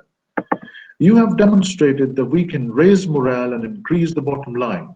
Make an appointment. Direct verb से जुमला शुरू हो रहा है. Make an appointment. Subject नहीं है. तो make an appointment ये एक imperative है. तो imperative का होना और देखें कोई weasel word नहीं आया. तो ये forceful tone की indication है. Make an appointment to see me in order to set up the basic planning. अब यही context इधर भी चलेगा, इधर भी चलेगा, इधर भी चलेगा. लेकिन इधर इसी को पैसिव टोन में बनाना है, इधर इसको पर्सनल टोन में बनाना है, इसको इधर इम्पर्सनल में. तो अब वो जरा गौर कीजिए. पैसिव टोन यही बात. The suggestion to form quality circles has not been accepted. ये पैसिव वॉइस है. तो पैसिव वॉइस है तो पैसिव टोन की इंडिकेशन है. ठीक है. The point of morale and bottom line benefits could possibly, ये देखें could भी आ गया, possibly ये weasel word आ गया. तो use of weasel word passive tone की कैरेक्टरिस्टिक है. पिछली स्लाइड में हम पढ़ा है. The point of morale and bottom line benefits could possibly have other results than those indicated. Since this decision could affect the planning cycle, a meeting will be scheduled soon in order to hold a discussion on this matter. Again, passive voice. लंबे जुमले और इस तरह की बातें. Imperative अभी तक कोई भी नहीं मैंने देखा, आपने भी नहीं देखा. तो weasel word यूज करने, imperatives यूज नहीं करने, पैसिव वॉइस यूज करनी, सारी कैरेक्टरिस्टिक्स हैं. तो ये वही कॉन्टेक्स्ट चल रहा है. अंदाज बदल रहे हैं. तो पहले फोर्सफुल अंदाज था, अभी पैसिव. अभी यही बात नीचे पर्सनल टोन में. पर्सनल टोन की characteristics, use of first names और डायरेक्ट क्वेश्चंस और इस तरह की बातें और एक्टिव वॉइस. तो एक्टिव वॉइस मैंने कहा था फोर्सफुल टोन में भी है, पर्सनल में भी है. एक चीज को नहीं देखना, दो तीन को मिला के देखें. Ahmed, thanks for that suggestion about quality circles. Ahmed को खिताब अहमद करके किया है. First name है, personal tone है. It's great. Very short expression. We all like the way it will raise morale and increase our bottom line. I'd like to. I would like to को contract किया गया. Contractions. Use of contraction. I'd like to see you soon on this. ये personal tone की इलामत है. Contraction जिधर नजर आए फौरन समझे एक personal tone. और पर्सनल टोन का मतलब है इनफॉर्मल टोन है, क्योंकि डिग्री ऑफ इनफॉर्मेलिटी क्रिएट करती है. Would you make an appointment to see me? Direct question at the readers. Question जिधर आपको मिले पर्सनल टोन की टच. वो कॉन्टेक्स्ट वही है. Quality cell, quality control cell या क्वालिटी सर्कल एक ही बात है, बनाने की बात है ऑर्गेनाइजेशन. अच्छा जी, इम्पर्सनल टोन लास्ट टोन की एग्जांपल पढ़ते हैं और फिर हमारा टाइम भी हो रहा है.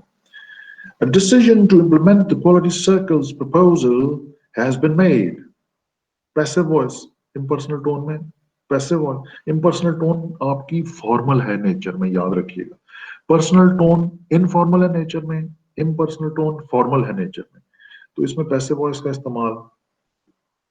This project should increase both employee morale and the benefits of the organization. The following people will attend a meeting on Monday at 4 p.m. to discuss implementation of this proposal. अब ये names तो use हुए हैं, लेकिन सिर्फ यासिर होता, सिर्फ नबील होता, सिर्फ खुरम होता तो ये फर्स्ट नेम होते, जैसे यहाँ पे अहमद है. तो ये फिर फर्स्ट नेम जो है ये पर्सनल टोन की टच दे देता. पर्सनल तो हमें कहा गया था कि बेहतर है ना यूज करें पर्सनल नेम्स, लेकिन अगर करें तो खासकर फर्स्ट नेम यूज ना करें.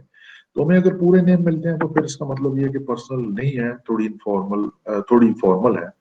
यासर हुसैन, नबील मुश्ताक, खुरम महमूद.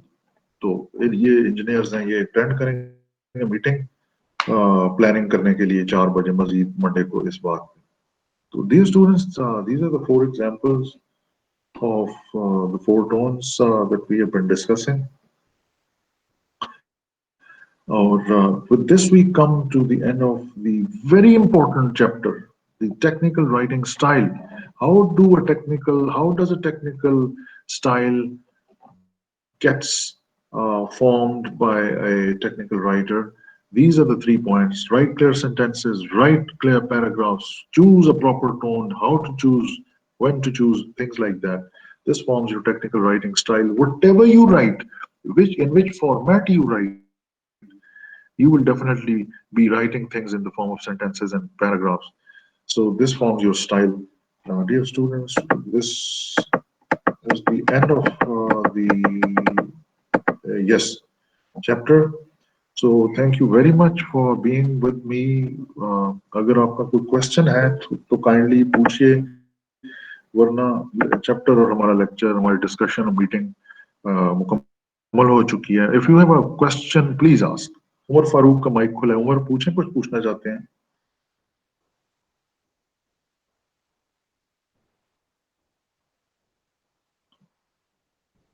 मुनीब का माइक खुला है. मुनीब नो कुछ सर। पूछना? अच्छा ठीक उमर, थैंक यू. अच्छा जी, dear students, please take a lot of care. Wear your masks, use sanitizers, keep social distancing, take care of yourselves, pray to God for the well-being of your nears and dears and all the nation and all the people of the world. Take a lot of care. With this, I say Khuda Hafiz to you. The lecture is over. The time has reached. We have reached the culmination. Inshallah, till the next class, I say Khuda Hafiz to you. Please take care. Assalamu alaikum wa rahmatullahi wa barakatuh.